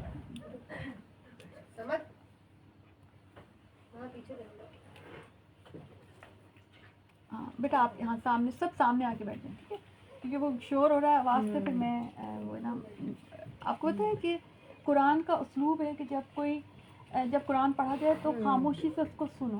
ٹھیک ہے نا, تو قرآن کا ایک بہت بڑا, چل اچھا ہوا یہ اس پوائنٹ پر, قرآن جب آپ اس سے ہدایت لینے جا رہے ہوتے ہیں نا, اس میں ایک بہت بڑا ٹول خاموشی ہے. پرسکون ہو کر, پوری حسیات کے ساتھ,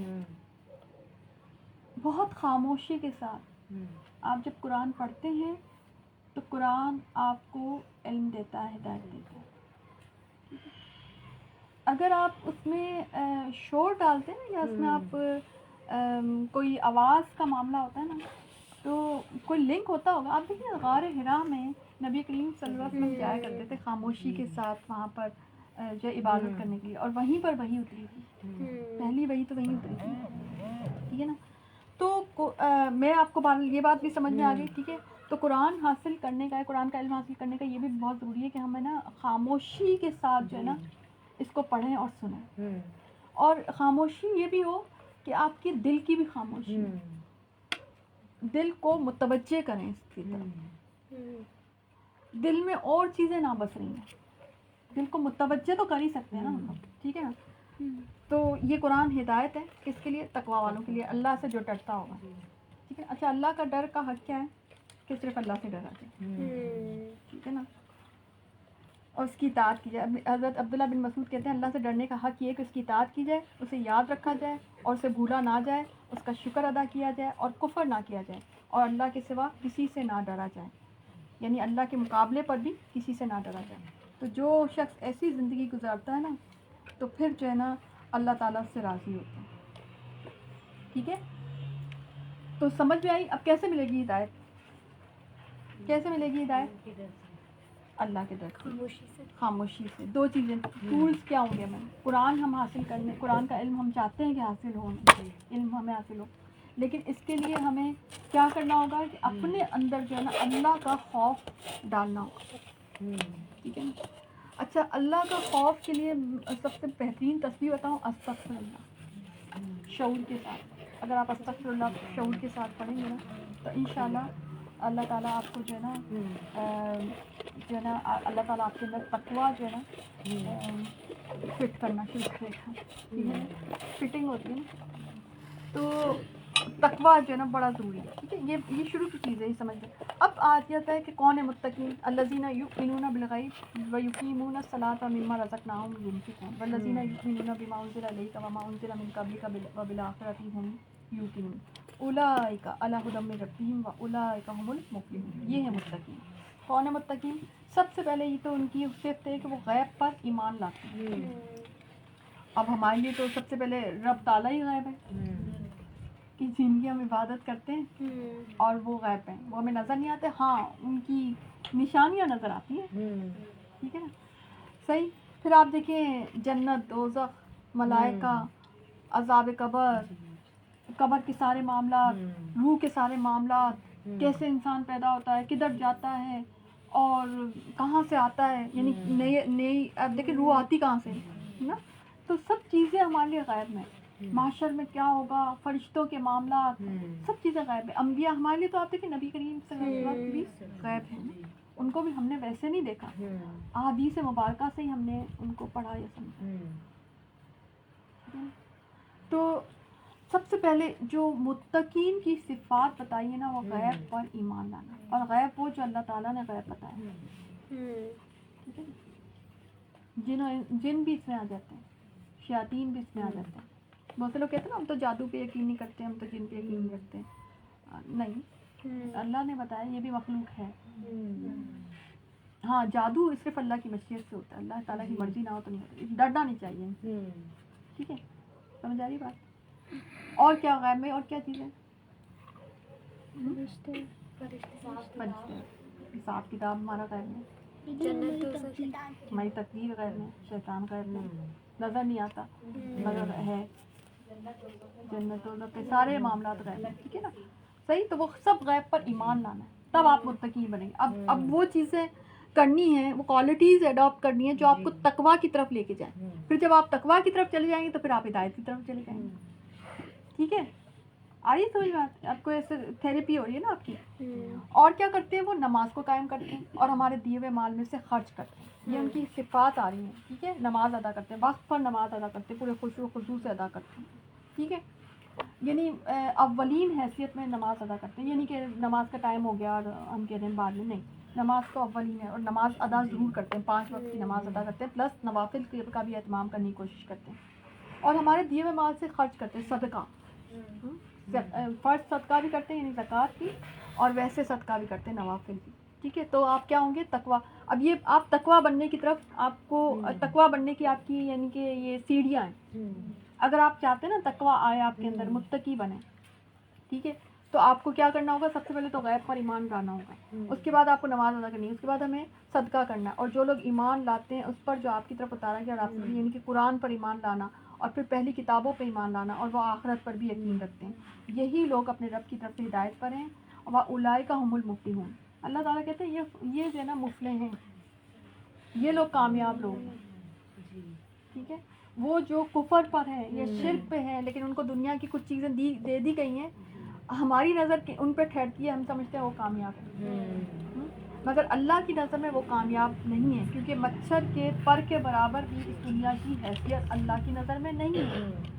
ٹھیک ہے, ایک سیارہ ہے, ایک نام, ایک بالکل آپ دیکھیں تھوڑا سا دور جا کے دیکھیں, ایک ذرا سا نقطے جتنا سیارہ ہے جس پہ اللہ تعالیٰ نے کچھ ان کے ایکسپیریمنٹس, ہماری شکل میں کچھ ایکسپیریمنٹس اللہ کے ہیں. اللہ تعالیٰ نے بس انسان بنا دیے, مٹی کے پتلے, اس میں روح ڈال دیے اور وہ نا چل پھر رہے ہیں. اللہ تعالیٰ ان کو آبزرو کر رہا ہے اور ہم اپنے تئیں پتہ نہیں اپنے آپ کو کیا سمجھتے ہیں. ہماری حیثیت کچھ بھی نہیں. ٹھیک ہے, تو ہماری بالکل کوئی حیثیت نہیں. اور میں پھر بھی سوچتی ہوں کہ نا پھر بھی اللہ تعالیٰ نے ہمارے لیے جنت بھی رکھی ہے. یعنی ذوالجلال والاکرام کتنا پیارا ہے نا, کہ ہمیں توفیق بھی, اگر نیکی کی جو بھی چیزیں اچھے کاموں کی توفیق تو وہی دیتا ہے, اس کے باوجود اللہ تعالیٰ نے انعام بھی رکھا. ٹھیک, تو اللہ تعالیٰ کہتے ہیں کامیاب لوگ یہ ہیں جو متقی بن جائیں, ہدایت کی طرف آ جائیں اور فائنلی جنت میں چلے جائیں, مجھے راضی کر جائیں, وہ ہدایت کی طرف, وہ مفلح لوگ ہیں, وہ کامیاب ہیں. کافروں کو آپ کا ڈرانا, اب سیکنڈ کیریکٹر آ جاتا ہے, ان الذین کفروا سواء علیہم انذرتہم ام لم تنذرہم لا یؤمنون. اب میں تھوڑا سا فاسٹ چل جاؤں. ٹھیک ہے, اب ایک اور کیریکٹر بھی ہے دنیا میں ایگزسٹ کرتا ہے. ایک تو سب سے پہلے اللہ تعالیٰ نے جو سب سے اچھے لوگ ہیں وہ ہے متقین, سب سے پہلے اللہ تعالیٰ نے ان کی خوبیاں بتا دی. اب آپ کو کافروں کا بھی بتا دیا. سب سے پہلے تو ان کی دل کی حالت بتائی کہ ان کا ڈرانا, ان کو نہ, کیونکہ پیچھے آپ دیکھیں تقویٰ کی بات ہوئی تھی نا, تو یہاں پہ آپ دیکھیں انذرتہم کی بات ہوئی, اس کے مقابل میں تقویٰ بھی اللہ کا ڈر ہے اور انذر بھی, نظر بھی ڈر کو کہتے ہیں. ٹھیک ہے, لیکن تقویٰ جو ہے الگ قسم کا ڈر ہے اور نظر جو ہے وہ الگ قسم کا ڈر ہے. ٹھیک ہے نا, تو کافروں کو آپ کا ڈرانا یا نہ ڈرانا برابر ہے. یہ لوگ ایمان نہیں لائیں گے. ٹھیک ہے, اللہ تعالیٰ نے ان کے دلوں پر, ان کے کانوں پر مہر کر دی ہے اور ان کی آنکھوں پر پردہ, اور ان کے لیے بڑا عذاب ہے. ٹھیک ہے, اب یہ جو ہے نا, یعنی ان پہ اللہ کی ایک مہر اچھا یہ کب لگتی ہے, یہ دوسرا گروپ ہے نا, یہ کب لگتی ہے مہر, جب انسان مسلسل اللہ کی نافرمانیاں کرتا ہے. انسان ڈرے اس وقت سے, انسان جو ہے اس کبھی یعنی اس طرف اس کا, یعنی آپ کو پتہ ہے کہ بعض ایسے, کیونکہ آگے منافقین کا بھی آتا ہے, اور بعض آپ کو پتہ ہے مرتد بھی ہو جاتے ہیں لوگ, ہوتے ہیں نا ایمان لا کے لوگ مرتد بھی ہو جاتے ہیں. تو مہر لگ جانا, مہر اصل میں پیش ہوتا ہے, مہر جو ہے نا اسٹیمپ لگ جانا. ٹھیک ہے, وہ اس وقت ہوتی ہے اب ان کے دل پہ مہر لگ چکی ہے کہ یہ ایمان لائیں گے نہیں, یعنی کہ دلوں کے فیصلے ہوتے ہیں. یہ دل جو ہوتا ہے اللہ تعالیٰ نے چنے ہوئے ہیں اپنے ایمان تقویٰ کے لیے, یا پھر جو ہے نا ان پہ مہر لگا دی ہے یہ کفر کے لیے بھی. اچھا, کفر کے لیے اللہ تعالیٰ ان کو پہلے مہلت دیتا ہے. ٹھیک ہے, پھر جب وہ نہیں آتے اس طرف تو پھر ان پہ مہر لگ جاتی ہے. مجھے پتہ ہے, مجھے بڑی خوفزدہ کرتی ہے, خوفناک سی لگتی ہے بڑا. یعنی ان آیات کو ایسے نہیں پڑھ جانا چاہیے کہ ایسے, یعنی ان آیات کو پڑھتے ہوئے اپنے اپنے دلوں کو ٹٹول لینا چاہیے سب کو, کیونکہ بہت سے لوگ کہتے ہیں ہم آنا چاہتے ہیں ہدایت کی طرف, ہمیں خواہش بھی ہے, ہمیں شوق بھی ہے. باجی آپ دعا کر لیں, یعنی سارا کام کر کے سارے کچھ کر کے تو باجی کے اوپر چھوڑ دیا گیا کہ باجی دعا کر لیں, تو باجی تو دعا کرتی ہیں. ٹھیک ہے, لیکن آپ بھی تو کچھ عمل کریں گے نا, عمل تو آپ کریں گے نا نیک. تو اس کا مطلب ہے کہ نیک اعمال آپ کو ہدایت کی طرف لانے میں کچھ کردار تو ادا کرتے ہیں, اور برے اعمال آپ کو ہدایت سے دور کرنے میں کچھ کردار ادا کرتے ہیں, یہاں تک کہ ان کے دلوں پہ مہر ہی لگ جاتی ہے. ان کے دلوں پر, ان کے کانوں پر مہر لگ گئی, اور ان کے آنکھوں پہ بھی پڑتا ہے. پھر یہ تیسرا کردار آ گیا, تیسرا گروپ آ گیا, اور وہ بہت بڑا گروپ ہے, اور وہ ہے منافق کا. وَمِنَ النَّاسِ مَن يَقُولُ آمَنَّا بِاللَّهِ وَبِالْيَوْمِ الْآخِرِ وَمَا هُم بِمُؤْمِنِينَ. بعض لوگ کہتے ہیں ہم اللہ پر اور اس کی قیامت کے دن پر ایمان لائے, لیکن در حقیقت وہ ایمان لانے والے نہیں ہیں. منافق دوزخ کے سب سے نچلے درجے میں ڈالے جائیں گے. یہ وہ لوگ ہیں جن کے دل تو ایمان سے محروم ہیں, مگر وہ اہل ایمان کے سامنے زبان سے ایمان کا اقرار کرتے ہیں. یہ اس زمانے میں مدینہ میں وجود میں آئے تھے, مکہ میں ایسے لوگ نہیں ہوتے تھے. مکہ میں کیونکہ مسلمانوں کے اوپر کوئی مشکل وقت بہت تھا نا, تو جو مسلمان ہونے کا مطلب یہی تھا کہ پھر آپ سختیاں برداشت کریں، پھر آپ پریشانیوں میں آئیں، پھر آپ ایمان کو بلکہ چھپانا پڑتا تھا مکہ کی زندگی میں. تو اس لیے آپ دیکھیں ہجرت مدینہ میں جب مسلمانوں کو جو ہے فتوحات نصیب ہوئی، مسلمانوں کے اچھے وقت آئے مدینہ میں، تو پھر بہت سے لوگ جو ہے صرف ہے نا یہ گلیمر دیکھ کر، یعنی ایک طرح سے اس کو کہ بھئی ہمیں بھی کچھ مال غنیمت میں سے حصہ مل جایا کرے گا، اور ہم بھی چلو، کیونکہ اور مسلمانوں کا غلبہ بھی ہو رہا تھا، تو انہوں نے کہا کہ چلو ہم بھی اس کا حصہ بن جاتے ہیں. تو انہوں نے اسلام قبول کرنا شروع کر دیا. ٹھیک ہے، اب یہ جو تھے نا یہ اندر سے مسلمان نہیں تھے، تو جو ہے نا ان کو اللہ تعالیٰ کیا کہتے ہیں کہ نفاق، یہ نفاق ایک بیماری بھی اللہ تعالیٰ کہتے ہیں، فی قلوبہم مرض فزادہم اللہ مرضا، اور وَيَخَادَعُونَ اللَّهَ وَالَّذِينَ آمَنُوا وَمَا يَخْدَعُونَ إِلَّا أَنفُسَهُمْ وَمَا يَشْعُرُونَ. یہ دونوں آیات کو دیکھ لیں کہ یہ اللہ تعالیٰ کو اور ایمان والوں کو دھوکہ دے رہے ہیں، لیکن دراصل وہ خود اپنے آپ کو دھوکہ دے رہے ہیں. ان کے دلوں میں بیماری ہے، نفاق کو بیماری کہا گیا. یہ بیماری بڑھتی چلی جاتی ہے، فزادہم اللہ مرضا، اللہ اس بیماری کو بڑھا دیتا ہے. وَلَهُمْ عَذَابٌ علیم، اور ان کے لیے دردناک عذاب ہے. ٹھیک ہے، اگر اس بیماری کا علاج نہ کیا جائے تو یہ بیماری جو ہے نا بڑھتی چلی جاتی ہے، اور یہ باقی اور بیماریوں کی بھی جڑ بن جاتی ہے. اور یہ بیماری ایسی ہے کہ جو ہے نا ختم ہوتی ہی نہیں. ٹھیک ہے، آپ دیکھیں تمام اگر ہم اپنی بیماریوں کو دیکھیں نا تو ہماری اور بیماریوں کی بھی جو جڑ ہے نا وہ چاہے وہ جسمانی ہو چاہے وہ نفسیاتی ہو، اس کی جڑ جو ہے نا مسنون زندگی، مسنون طریقہ زندگی کو اختیار نہ کرنا ہے. اس کی جڑ قرآن سے دوری ہے. میں آپ کو صحیح بتا رہی ہوں، میں نے بہت کم لوگوں کو نا، جو لوگ دین کی طرف ہوتے ہیں، ایمان کی طرف ہوتے ہیں نا، میں نے بہت کم لوگوں کو نا میجر بیماریوں میں بہت کم دیکھا ہے. ہوتا بھی ہے تو وہ پھر کریکشن ہو جاتی ہے، ان کی ٹھیک ہو جاتی ہے. ٹھیک ہے، تو پھر آپ اس طرح سے آپ دیکھیں حسد، غیبت، تجسس، ناشکری، غم اور روگ، یہ نبی کریم صلی اللہ علیہ وسلم کی زندگی میں نہیں تھے، اور ہماری لیکن زندگی میں ہیں. ٹھیک ہے، یہ بیماریاں ہیں. ٹھیک ہے، اور اللہ تعالیٰ کیا کہتے ہیں کہ یہ بیماری جو ہے اللہ تعالیٰ اس کو بڑھا دیتا ہے. اس کا علاج کرنا ضروری ہے. اس کا علاج کیا ہے؟ ایمان. نفاق کا علاج کیا ہے؟ ایمان. اگر آپ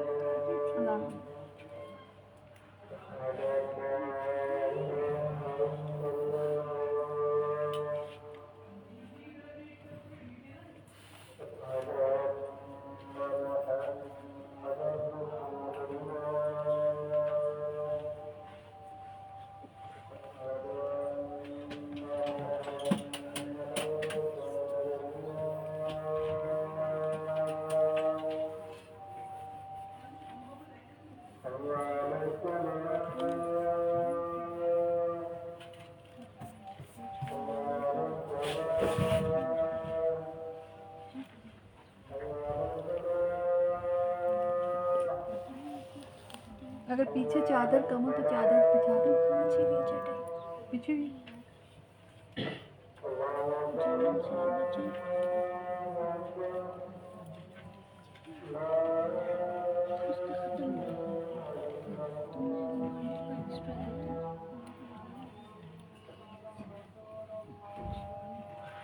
اچھا جی، ایک اذان ہو گئی ہے اور ایک اذان کے بعد ہم دوبارہ سے شروع کرتے ہیں، ادروائز ہمارا کمپلیٹ نہیں ہو سکے. تو نفاق، اور آج کے دور میں آپ دیکھیں سب سے زیادہ یہ بیماری پائی جاتی ہے. یہ تو ایسے لگتا ہے جیسے ہم لوگوں کو ہی مخاطب کر کے یہ آیات آ رہی ہیں. اچھا، یہ کون لوگ ہوتے ہیں؟ ان کی خلوت، ان کی جلوت آگے اگر وَإِذَا خَلَوْا إِلَىٰ شَيَاطِينِهِمْ وَقَالُوا إِنَّا مَعَكُمْ إِنَّمَا نَحْنُ مُسْتَهْزِئُونَ، کہ جب یہ خلوت، ان کی جلوت ایسی ہوتی تھی کہ خلوت میں تو یہ یعنی اکیلے میں یہ اپنی مرضی کے کام کرتے تھے. ٹھیک ہے، اور جو ہے نا ان کے اکیلے میں جب ہوتے تھے تو یہ اپنی مرضی کے کام کرتے تھے، اور جب یہ آپ ویسے ہوتے تھے نبی کریم صلی اللہ علیہ وسلم کی محفل میں تو کہتے تھے ہم ایمان لانے والے. ٹھیک ہے، دین والی محفل میں جا کے دین والے بن جاتے تھے، اور بے دین محفلوں میں جا کے ان جیسے بننے کی کوشش کرتے ہیں. آپ آج دیکھیں ہمارے بھی اٹائر، ہماری بھی زندگی ایسی ہوئی ہے. ہم اچھے بھلے دین کے ہوتے ہوئے بھی ہمیں نا بعض اوقات ایسی جگہ پہ جہاں پہ کوئی نقاب میں نہیں ہے تو ہم انکمفرٹیبل ہم فیل کرنا شروع کر دیتے ہیں. تو ایسا ہونا نہیں چاہیے. ٹھیک ہے، اسی طرح سے آپ دیکھیں کہ بعض اوقات ایسا ہوتا ہے نا، غیر ممالک میں لوگ چلے جاتے ہیں، امیگریشن وغیرہ ہوتی ہے تو وہاں پہ وہ جا کے بجائے اس کے، میں ہمیشہ کہتی ہوں ان کو اتنا اچھا موقع مل گیا، وہ جا کے تھوڑی تبلیغ ہی کر دیں، ٹھیک ہے، مگر کیا کرتے ہیں وہ ان کے جیسے ماحول میں ان کے رہن سہن کے مطابق ڈھلنا شروع کر دیتے ہیں، کیونکہ وہ کہتے ہیں، حالانکہ وہاں پہ آپ کو پتہ ہے کہ حقوق کی بڑی آزادی ہے، کوئی آپ کے دین پر سوال نہیں اٹھا سکتا، لیکن وہاں جا کر وہ ان کے جیسا بن جاتے ہیں، ٹھیک ہے، تو ان کا یہ اصول ہوتا ہے جیسے ماحول ویسا ہی ہم بن جائیں گے. اور پھر کیا کرتے تھے، روپے 2 روپے پہ یہ جو آ رہا ہے نا اولئک الذین اشتروا الضلالۃ بالہدی، یہ جو ہے کہ یہ روپے 2 روپے پہ ایمان کا سودا کر بیٹھتے تھے.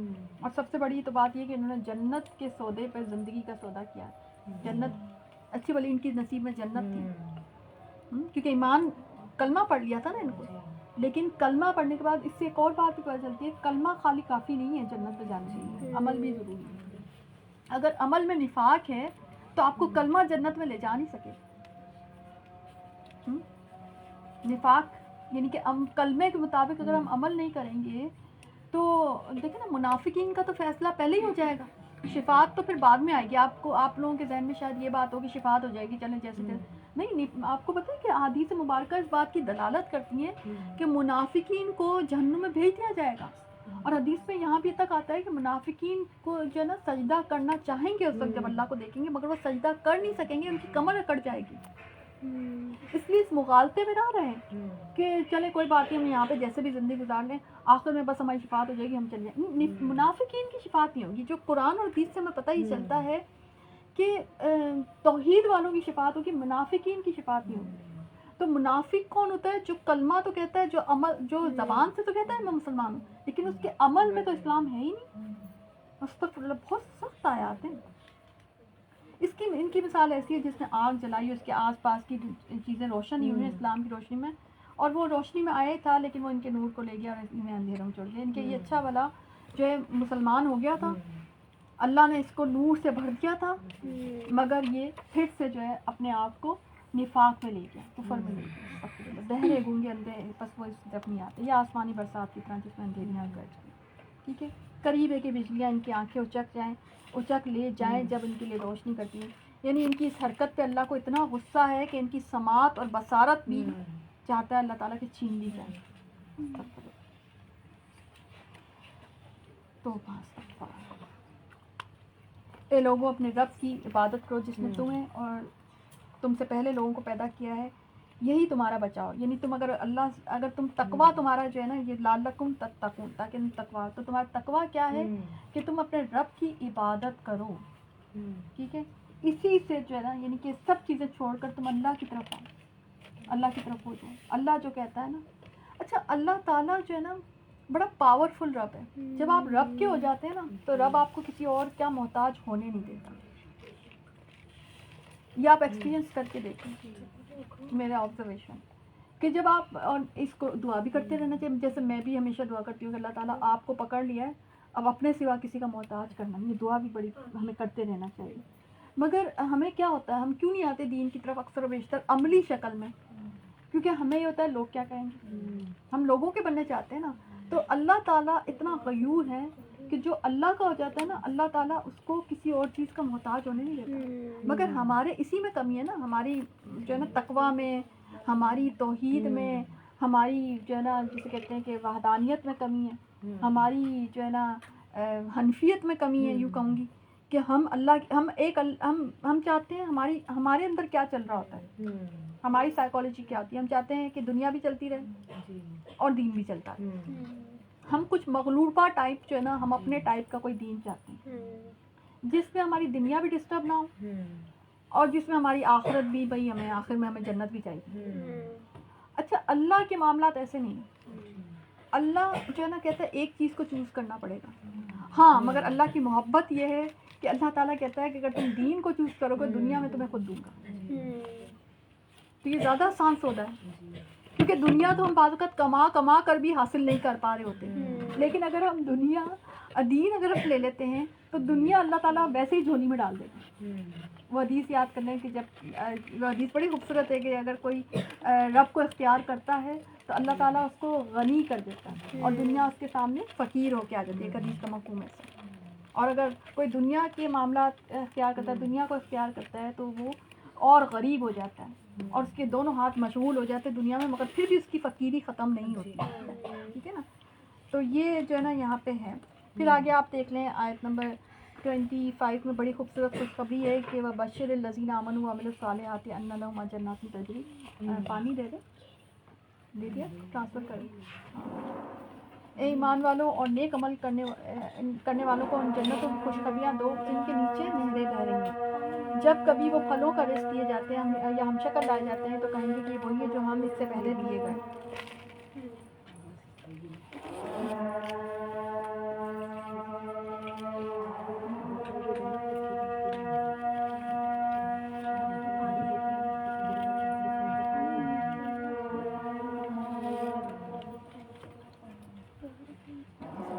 لے آئیں گے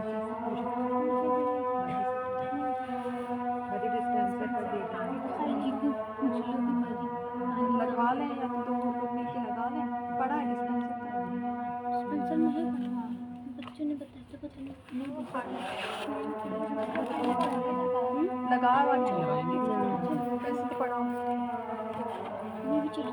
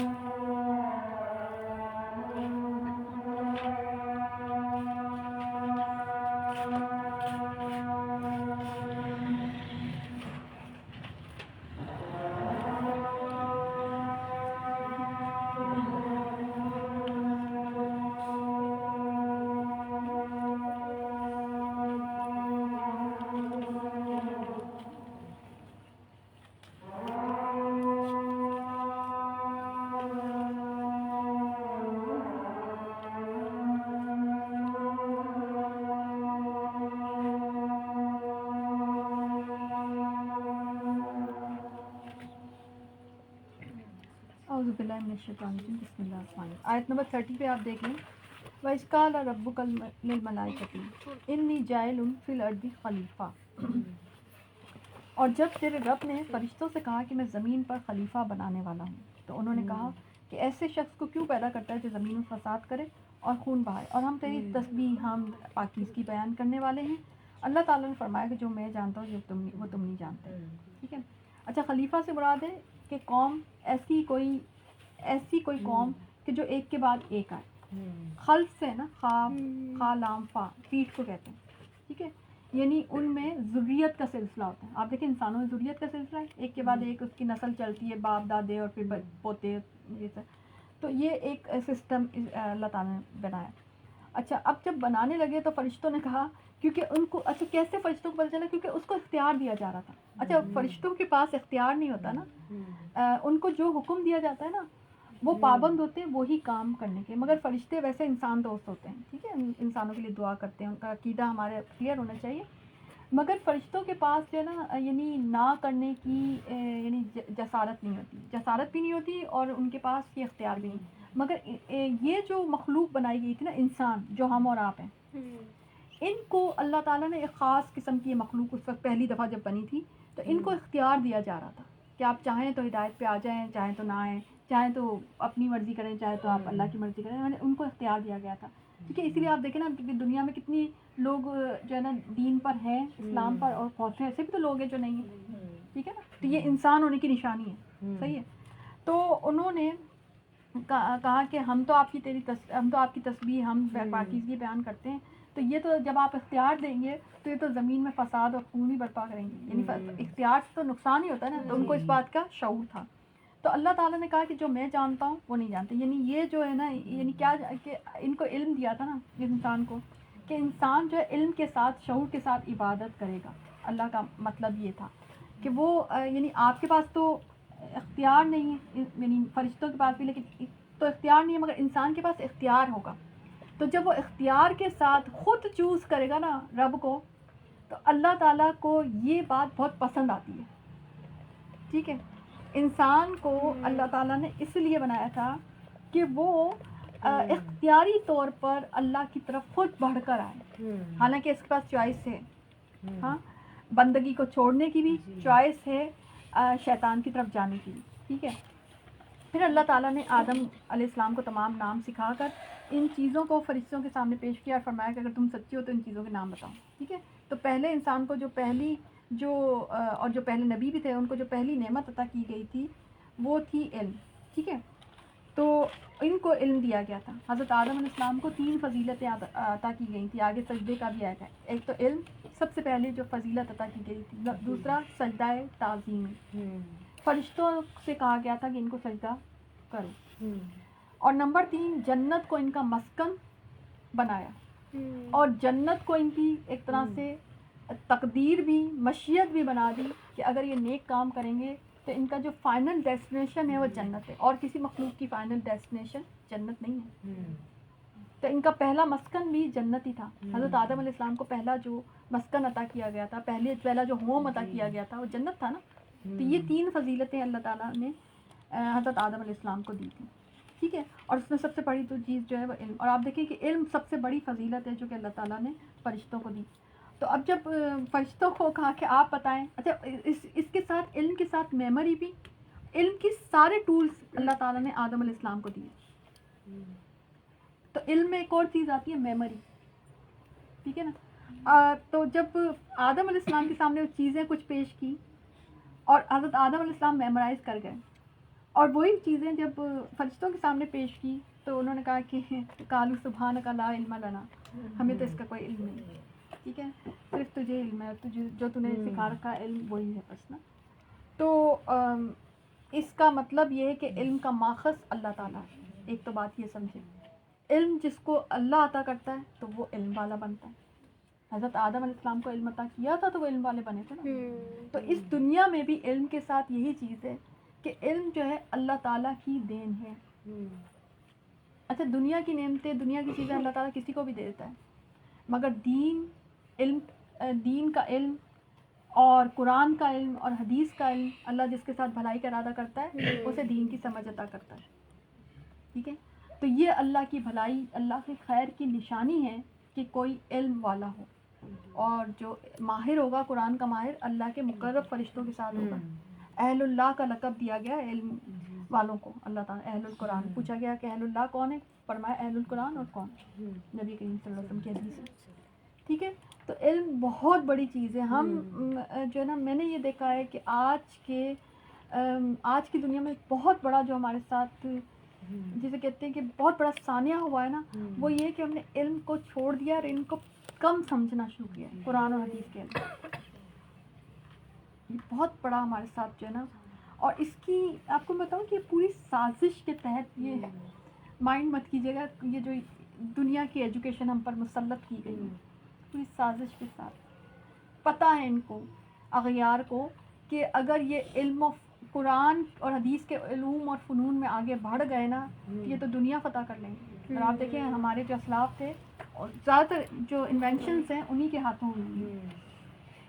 ایون یہاں تک آتا ہے کہ بوم تک انہوں نے فارمولا دریافت کر لیا تھا, مگر انہوں نے بتایا اس لیے نہیں کیونکہ اس میں جو ہے نا انسانوں کا نقصان ہے. تو وہ اس بات کو, علم نافع اور علم غیر نافع کو وہ سمجھتے تھے نا.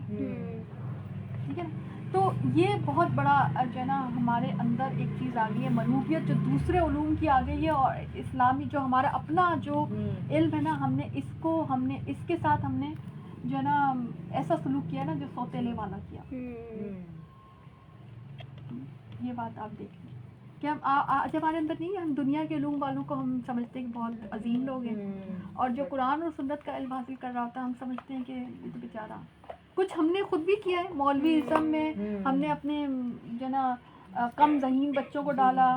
مولوی ازم کی اپنی بھی غلطی ہوئی کہ جب ان کو اگر اللہ نے ممبر دے ہی دیا تھا تو کچھ خود بھی علم حاصل کر لیتے، کچھ خود بھی جو ہے نا کر لیتے، تحقیق کر لیتے. جب مطلب ایک بات ہوتا ہے نا، بعض اوقات ہمیں اللہ تعالیٰ نے کوئی ممبر عطا کر دیا تو یہ بھی ایک بہت بڑی اللہ تعالیٰ کا انعام بھی ہوتا ہے اور آزمائش بھی ہوتی ہے کہ اب ہم اب بن جائیں علم والے. ٹھیک ہے، تو یہ چیزیں ہوئی ہیں. تو میں یہ سمجھتی ہوں کہ بہت ذہین لوگوں کو بہت ذہانت کے ساتھ قرآن اور حدیث کے علم کو سیکھنا چاہیے، اس میں آنا چاہیے اور اس ممبر پہ بیٹھنا بھی چاہیے. اس سے آپ کے دین کا بڑا فائدہ ہوگا. ٹھیک ہے، تو یہ والا معاملہ علم کا تھا. صحیح ہے، یہ پورا واقعہ ہوتا. پھر اس کے بعد کیا ہوگا، جب ہم نے فرشتوں سے کہا کہ آدم علیہ السلام کو سجدہ کرو، ابلیس کے پاس سب نے سجدہ کیا مگر اس نے انکار کیا، اور اس کی وجہ کیا تھی؟ حسد اور تکبر. واستکبر وکان من الکافرین، آیت نمبر 34 میں دیکھیں. تو اب اس سے یہ بھی پتہ چلتا ہے کہ اس نے جو ہے نا، ابلیس کون تھا؟ ابلیس جو تھا ویسے تو جن تھا، شیطان تھا. ٹھیک ہے، لیکن جو ہے جن کا ویسے ذکر آتا ہے. ٹھیک ہے، شیطان تو بعد میں اس کو کہا گیا، جن تھا. اچھا، اس دنیا پہ بھی کہا یہ جاتا ہے، تاریخ سے یہ پتہ چلتا ہے کہ اس دنیا پہ پہلے جن رہتے تھے. اچھا، تو لیکن عبادت گزار بہت تھا، تو اللہ تعالیٰ نے اس کو اپنے عبادت گزار فرشتوں میں شامل کر لیا.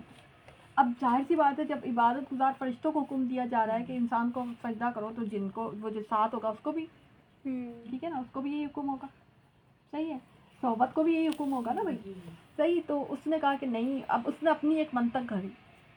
اس نے کہا کہ میں تو، اس کو فوراً یاد آیا کہ میں تو آگ سے بناؤں. اچھا، فرشتے نور سے ہوتے ہیں، فرشتے آگ سے نہیں ہوتے. اس کو اپنی جو نا اپنی خلقت یاد آ گئی، اپنا وجود یاد آ گیا ایک دم کہ میں تو آگ سے بناؤں اور آدم علیہ السلام تو مٹی سے بنے، تو میں کیوں سجدہ کروں؟ آگ تو زیادہ بڑی ہوتی ہے، آگ تو بھسم کر دیتی ہے، آگ تو سب چیزیں ختم کر دیتی ہے، آگ طاقتور ہوتی ہے. اس کو اپنی طاقت کا احساس ایک دم آیا، اور طاقت کا احساس آ جانا یا غالب ہو جانا بھی تکبر ہوتا ہے نا. یہ بھی اس سے پتہ چلا کہ وستکبر، اللہ تعالیٰ کہتا ہے. اچھا، پھر ایک اور بات بھی دیکھیں، اللہ تعالیٰ تبصرہ کرتا ہے وستکبر وکان من الکافرین. اس نے تکبر کیا اور وہ ہو گیا کفر میں، کافروں میں سے. اچھا، تکبر اس نے عمل کچھ اس نے سوچا تھا اور بعد میں کہا، لیکن اس نے آپ دیکھیں اللہ تعالیٰ کے سجدے کو انکار نہیں کیا تھا، اللہ کے حکم کے سجدے کو انکار کیا. اللہ نے حکم دیا تھا کہ بھی انسان کو سجدہ کرو، اس نے کہا یہ نہیں کر سکتا، میں آپ کو تو کر لوں گا، اس کو نہیں کروں گا. اس سے انکار کیا تھا، مگر اللہ نے اس بات کو قبول نہیں کیا. اللہ نے کہا تکبر کیا، تم نے میرے حکم کا انکار کیا، تکبر کیا. آج ہم بھی اپنے اپنے اندر جھانک کے دیکھ لیں، کہاں کہاں ہم اپنے اللہ کے حکم کو انکار کرتے ہیں. اللہ کا تو سجدہ کرتے ہیں، مگر کیا اللہ کے حکم کو بھی سجدہ کرتے ہیں؟ سوال اٹھتا ہے یہاں پہ. ٹھیک ہے، پھر حضرت آدم علیہ السلام کو جو ہے نا، پھر آگے حضرت آدم علیہ السلام کا واقعہ آتا ہے کہ ہم تم اور تمہاری بیوی جو ہے جنت میں رہو، جہاں کہیں سے کھاؤ، با فراغت کھاؤ پیو، لیکن اس درخت کے قریب نہیں جانا. ٹھیک ہے، اب جنت کیونکہ مسکن بنا گیا تھا، اسکن کا مطلب ہے سکون سے رہنا. ٹھیک ہے، تسکنو سکون کی جگہ ہے نا، یعنی جنت سکون کی جگہ ہے. میاں بیوی کا رشتہ بھی سکون کا رشتہ ہے.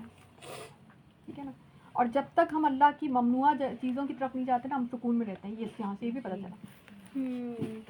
بھلے آسمان ہے، وہ درخت کی طرف گئے تو بے سکون. جب ہم اللہ کی پابندیوں کے زیر اثر رہتے ہیں نا، ہم سکون میں رہتے ہیں. ٹھیک ہے، سکون اللہ کی حرام کردہ کو حرام جاننے میں، یاد رکھیں. ٹھیک ہے نا، یہ ہم ہیں جو دنیا کو بے سکون بنا دیتے ہیں. ٹھیک ہے نا. اچھا، آپ دیکھیں اس رشتے کو بھی سکون کہا گیا ہے نا، وَمِنْ آیَاتِهِ أَنْ خَلَقَكُمْ لَكُمْ مِنْ أَنْفُسِكُمْ أَزْوَاجًا لِتَسْكُنُوا إِلَيْهَا وَجَعَلَ بَيْنَكُمْ مَوَدَّةً وَرَحْمَةً إِنَّ فِي ذَلِكَ لَآيَاتٍ لِقَوْمٍ يَتَفَكَّرُونَ. اور اس کی نشانیوں میں سے کہ تمہاری جنس میں سے بیویاں پیدا کی تاکہ تم ان سے آرام پاؤ، اور اس نے تمہارے درمیان محبت اور ہمدردی قائم کر دی. سورہ روم کی 21 آیت ہے. ٹھیک ہے، تو پھر جو ہے اس کے بعد یہ واقعہ حضرت آدم، اچھا یہ جب ہو گیا درخت کے پاس کر چلے گئے، شیطان نے ان کو بہکا کر ان کو وہاں سے نکلا دیا. شیطان پہلے درخت کے پاس لے گیا، تو پورا اس کی تفصیل آتی ہے، اور کہا کہ بس ذرا تم پہلے اس طرف چلو تو صحیح. پھر کہا چکھ لو، وہ چکھا تو پھر وہ جو جنت کا لباس تھا وہ اتر گیا، اور وہ جنت کے پتے اپنے اوپر چپکانے لگے. لیکن فوراً ہی ان کو غلطی کا احساس ہو گیا. حضرت آدم علیہ السلام نے اپنے رب سے چند باتیں سیکھی. فَتَلَقَّىٰ آدَمَ مِن رَبِّهِ كَلِمَاتٍ فَتَابَ عَلَيْهِ. اور کہا کہ جو ہے نا وہ دعا وہ الفاظ بھی بڑے خوبصورت وہ آتے ہیں نا، تو وہ جو دعا تھی انہوں نے پڑھی، اور پھر اس کے بعد اللہ تعالیٰ کے سامنے جب انہوں نے استغفار اپنی پیش کی تو پھر اللہ تعالیٰ نے جو ہے وہ توبہ ان کی قبول کر لی. ٹھیک ہے نا. اچھا یہ انسان میں اور جن اور شیاطین میں فرق بھی ہے نا، کہ انسان جو ہے نا اگر اس سے غلطی ہوتی ہے تو وہ توبہ استغفار فوری طور پہ کرتا ہے، لیکن آپ دیکھیے کہ جن کا معاملہ آپ آگے پڑھیں گے، شیطان کا معاملہ، کہ وہ اپنے تکبر پر اڑا رہا، بلکہ اس کی آگے دیکھیں گے وہ دلیل دے گا کہ میں اس سے بڑا ہوں، میں اس سے، وہ باقاعدہ اس پہ جو ہے نا پوری ایک کنورسیشن کرے گا. ٹھیک ہے. مگر انسان جب اس سے غلطی ہوتی ہے تو وہ توبہ اچھا انہوں نے توبہ استغفار کی، اللہ نے قبول بھی کر دی، اور وہ توبہ استغفار کے الفاظ بھی اللہ تعالیٰ نے سکھائے تھے، توفیق بھی اللہ نے دی تھی، تو اللہ نے قبول کر لی. اچھا جب قبول کر لی اس کے بعد اللہ تعالیٰ نے کہا کہ اب تم سب یہاں سے چلے جاؤ، جب کبھی تمہارے پاس میری ہدایت پہنچے، اسی کا میں شروع میں بتا رہی تھی، تو تم اس کی تابعداری کرنا، تم پر کوئی خوف اور غم نہیں ہوگا. یعنی ہدایت کی میزبانی کیسے کرنی ہے، اس کی تابعداری کرنی ہے، اس کو قبول کرنی. ٹھیک ہے. اور ہدایت کہاں آئی تھی؟ انبیاء کے ذریعے سے آئے گی. اب وہ سلسلہ آیا نا، پھر انسان آنا شروع ہے. تو اچھا ایک اور بات یہاں پہ کلیئر کر لیں کہ حضرت آدم علیہ السلام جو ہے کسی سزا کے تحت اس دنیا میں نہیں آئے تھے، بلکہ اللہ کے سسٹم کے تحت اس دنیا میں آئے تھے. اللہ نے بنایا ہی اس لیے تھا ان کو کہ وہ اب وہ تقدیر میں ایسے ہی ہونا تھا کہ حضرت آدم علیہ السلام کو دنیا میں آنا تھا، آزمائش کے بعد اسی جگہ پہ دوبارہ جانا تھا جو کہ ان کا اصل مقام. اب آزمائش کے بعد انسان جو ہے اس جنت میں جائے گا. ٹھیک ہے. پھر آگے بنی اسرائیل کا واقعہ آتا ہے. بنی اسرائیل اذکروا نعمتی التی انعمت علیکم واوفوا بعہدی اوفی بعہدکم وایایا فارہبون. اے بنی اسرائیل میری اس نعمت کو یاد کرو جو میں نے تم پر انعام کی، اور میرے عہد کو پورا کرو، میں تمہارے عہد کو پورا کروں گا. ٹھیک ہے. اللہ تعالیٰ نے ان کو بہت بڑا جو ہے نا ایک مقام عطا کیا تھا. بنی اسرائیل کو ان کو اپنی بہت چہیتی قوم بنایا تھا، اور ان کو کس طرح سے سمندر پھاڑ کر اللہ تعالیٰ لے کر آیا تھا، کس طرح سے فرعون کے ظلم و ستم سے نکالا تھا. تو اللہ نے ان سے یہ کہا تھا، آگے آئے گا آپ پڑھیں گے کہ فلسطین میں جا کے وہ واقعہ جب آئے گا تو میں بتاؤں. اور اس کتاب پر ایمان لو جو میں نے تمہاری کتابوں کی تصدیق میں نازل کی، یعنی تورات پر ایمان لے آؤ. ان کے اوپر تورات نازل کی گئی تھی نا. اور اس کے ساتھ ہی تم پہلے کافر نہ بنو، یعنی اس کا انکار کرنے والے نہ بنو، اور میری آیتوں کو تھوڑی تھوڑی قیمت پہ نہ فروخت کرو، اور حق اور باطل کو غلط مدد نہ کرو. ان کے کیا کرتے تھے علماء کرام کہ چیزوں میں مطلب اللہ کی کتاب جو تھی نا تورات، اس میں اپنی طرف سے جو ہے نا احکامات ڈال دیا کرتے تھے، یعنی اللہ کے حکم کو مٹا کر اس میں اپنی مرضی کا کوئی استغفر و تحریف اس طرح سے کرتے تھے، تعریف کیا کرتے تھے. تو اللہ تعالیٰ اس بات کو منع کر رہے ہیں. کیا لوگوں کو بھلائیوں کا حکم دیتے اور خود اپنے آپ کو بھول جاتے، باوجود یہ کہ تم کتاب پڑھتے ہو، کیا اتنی بھی تمہیں نہیں سمجھ. اچھا یہ لوگ ایسے تھے ان کے علماء کرام کہ لوگوں کو تو دین کی باتیں بتاتے تھے مگر خود اس پر عمل نہیں کرتے تھے. یہ ان میں بہت بڑی خرابی تھی. اور صبر اور نماز کے ساتھ مدد طلب کرو، یعنی کہ اس سے یہ پتہ چلتا ہے وَاسْتَعِینُوا بِالصَّبْرِ وَالصَّلَاةِ کہ کوئی مشکل ہو، کچھ بھی ہو، تو اس میں دو چیزیں بڑی امپورٹنٹ ہے، صبر اور صلاح. صبر کیا ہوتا ہے؟ جم جانا، خاموشی اختیار کر لینا، بالکل سکون کے ساتھ اس چیز کو ایکسیپٹ کر لینا. کیا ہوتا ہے کہ بعض اوقات ہم اس مشکل یا اس جو بھی ہمارے پر مصیبت، کوئی بھی پرابلم آئی ہوتی ہے، کوئی آزمائش آتی ہے، ہم اس کو ایکسیپٹ نہیں کرتے. صبر از ایکسیپٹینس آف آزمائش. ٹھیک ہے نا. جب ایکسیپٹ کر لیتے ہیں تو اب آپ اس سے آگے اسٹیج پہ سوچنا شروع کریں کہ اب اس کو ہلکے سے کرنا ہے. ہم کیا کرتے ہیں؟ صبر ہی نہیں کرتے، ایکسیپٹ ہی نہیں کرتے. ایکسیپٹ نہیں کرتے تو پھر اگلا مرحلہ جو ڈیسیژن میکنگ کا ہوگا، یا اگلا مرحلہ جو اب اس سولوشن کا ہوگا، وہ تو اس پہ تو ہم آئیں گے نہیں. ہم اسی اسٹیٹ آف مائنڈ میں رہتے ہیں، ہائے رونا دھونا، ہائے یہ ہم پر کیوں آئی. اب کیوں کا سوال ختم. کیوں کا سوال صبر نہیں ہے. ٹھیک ہے. کیوں کا سوال کیوں جب آئے گا تو صبر نہیں ہے. اب آپ اس اسٹیٹ آف مائنڈ سے نکلیں اور اس کی سولوشن پہ جب آئیں گے تو وہاں سے آپ کی مدد آئے گی. اور اس سولوشن میں سب سے امپورٹنٹ ہے کہ آپ 2 نفل حاجت کے پڑھیں. یہ آپ کی سولوشن کا اسٹارٹ. نبی کریم صلی اللہ علیہ وسلم کو جب بھی کوئی مشکل پیش ہوتی تھی وہ 2 نفل حاجت کے پڑھتے تھے اور اللہ کے حضور اپنی جو ہے مشکل پیش کرتے تھے. جو جانتے اپنے رب سے ملاقات کرنے والے ہیں اور ان کی طرف لوٹنے والے اور اولاد یعقوب، میری اس نعمت کو یاد کرو جو میں نے تم پر انعام کیے، یعنی بنی اسرائیل کو. اس دن سے ڈرتے رہو جب کوئی کسی کو نفع نہ دے گا، اور نہ کوئی کسی شفاعت اور سفارش قبول کی جائے گی، نہ کوئی بدلہ، نہ کوئی فدیہ لیا جائے گا، نہ وہ مدد کیے جائیں گے. یعنی اس دن، یعنی کس دن کی بات ہو رہی ہے؟ روز قیامت کی. اور جب ہم نے فرعونیوں سے نجات دی، یہ جو ہے اولاد یعقوب یعنی کہ یہودیوں کو بتایا جا رہا ہے کہ اس وقت کو یاد کرو کہ تمہیں میں نے کس طرح سے کتنے مشکل حالات میں تھے، تم پر بدترین وہ عذاب دیتے تھے، تمہارے لڑکوں کو مار ڈالتے تھے، تمہاری لڑکیوں کو چھوڑ دیتے تھے، اور ہم نے تمہیں نجات دی، دریا چیٹ کر اس سے پار کرایا، اور فرعونیوں کو تمہاری نظروں کے سامنے، یعنی دشمن کو ان کی نظروں کے سامنے ڈبو دیا، اب دشمن کا خوف ہی نہیں۔ اور ہم نے حضرت موسیٰ علیہ السلام سے 40 راتوں کا وعدہ کیا، وہ 40 راتوں کا وعدہ جو تھا وہ تورات دینے کے لیے تھا، اور پیچھے سے سامری نے زیورات سے بچڑا بنا دیا اور یہود اس کی پوجا کرنے لگے اور ظالم تم بن گئے، لیکن ہم نے اس کے باوجود اس کے پھر بھی تمہیں معاف کر دیا تاکہ تم شکر گزار بنو، اور ہم نے موسیٰ علیہ السلام کو تمہاری ہدایت کے لیے کتاب اور معجزے عطا کیے، اور وہ کیا تھے معجزے؟ عصا اور بغل کی وہ جو سفیدی تھی ان پر۔ جب حضرت موسیٰ علیہ السلام نے اپنی قوم سے کہا کہ میری قوم بچے کو معبود بنا کر تم نے اپنی جانوں پر ظلم کیا ہے، تم اپنے پیدا کرنے والے کی طرف رجوع کرو اور اپنے آپ کو آپس میں قتل کرو، تمہاری بہتری اللہ کے تعالیٰ کے نزدیک اسی میں ہے، تو اس نے تمہاری توبہ قبول کی، اور وہ توبہ قبول کرنے والا ہے اور رحم و کرم کرنے والا ہے۔ ٹھیک ہے، ان میں سے ایک گروپ نے توبہ کی تھی اور ایک گروپ جو ہے اس نے توبہ نہیں کی تھی، یہودیوں میں سے، اس بات پر کہ جو انہوں نے بچڑا بنایا تھا۔ اور پھر آگے بات ان کی، اب یہود کی بات آ رہی ہے کہ اللہ تعالیٰ اپنی نعمتوں کا ذکر کر رہا ہے کہ ہم نے تم پر بادل کا سایہ کیا، تم پہ من و سلوہ اتارا، کیونکہ جب یہ نکلے تھے نا سمندر پھاڑ کر تو ایک میدان میں رہے تھے، وادی طے، میدان طے تھا، ادھر رہے تھے، وہاں پر اب میدان میں ویسے تو رہنا کتنا مشکل ہے، وہاں پر مسلسل بادل سایہ فگن رہتے تھے، دھوپ نہیں آتی تھی، یعنی بڑا اچھا موسم ہوتا تھا، اور کھانا ان کا من و سلوہ اوپر سے آسمان سے اتر کے آتا تھا، ان کو پکانے کی ضرورت نہیں پیش آتی تھی، اور اللہ تعالیٰ کا، اور وہ پاکیزہ کھانا تھا، اللہ کی طرف سے آتا تھا، اللہ تعالیٰ کا اس کو کھاؤ۔ انہوں نے ہم پر ظلم کیا، البتہ وہ خود اپنی جانوں پر ظلم کرتے تھے، کیونکہ انہوں نے پھر آگے آپ پڑھیں گے کہ انہوں نے کہا تھا کہ موسیٰ علیہ السلام ہم سے ایک کھانے پر ہرگز صبر نہ ہو سکے گا، اس لیے اپنے رب سے دعا کیجیے وہ ہمیں زمین کی پیداوار، ساگ، ککڑی، گیہوں، مسور اور پیاز دے۔ ٹھیک ہے، تو انہوں نے یہ چیز کہی تھی، اور پھر ان کو حکم دیا گیا تھا کہ اس بستی میں جاؤ، وہ کون سی بستی تھی؟ بیت المقدس۔ ان کو حکم دیا گیا تھا کہ وہاں پہ عمالقہ ایک قوم آباد تھی، بڑی بہادر اور جنگجو تھی، اس قوم سے بیت المقدس کو آزاد کرانا تھا۔ آج بھی بیت المقدس قابض ہے نا، اس پہ قابض ہیں، ٹھیک ہے، آج یہود قابض ہیں، وہ اس وقت کے اس کو اب سمجھتے ہیں، وہ وقت گزر چکا، وہ کہتے ہیں اب ہمارا ہے، نہیں اس وقت تھا، انہوں نے لیکن انہوں نے انکار کر دیا، بولے نہیں ہم تو، وہ تو بڑے جنگجو ہیں، ہم تو نہیں ان سے لڑ سکتے، اور بلکہ موسیٰ علیہ السلام سے کہا آپ اور آپ کے رب چل جائیں، وہ جنگ لڑ لیں، ہم تو یہیں بیٹھے، تو انہوں نے جنگ نہیں کی تھی، انہوں نے جہاد نہیں کیا تھا، ٹھیک ہے، تو اس کے انہوں نے انکار کیا تھا۔ تو یہ پھر آگے وہ ککڑی والا واقعہ اور وہ ساگ والا، اور پھر آگے ایک بہت خوبصورت بات اللہ تعالیٰ نے پہلے یہ بات کہ ذلت اور مسکینی ان پہ ڈال دی ہے، اللہ کا غضب لے کے، وہ یہ کس کی بات ہو رہی ہے؟ یہود کی، ٹھیک ہے، وہ اس لیے کہ وہ اللہ کی آیتوں کا کفر کرتے تھے اور نبیوں کو ناحق قتل کرتے تھے۔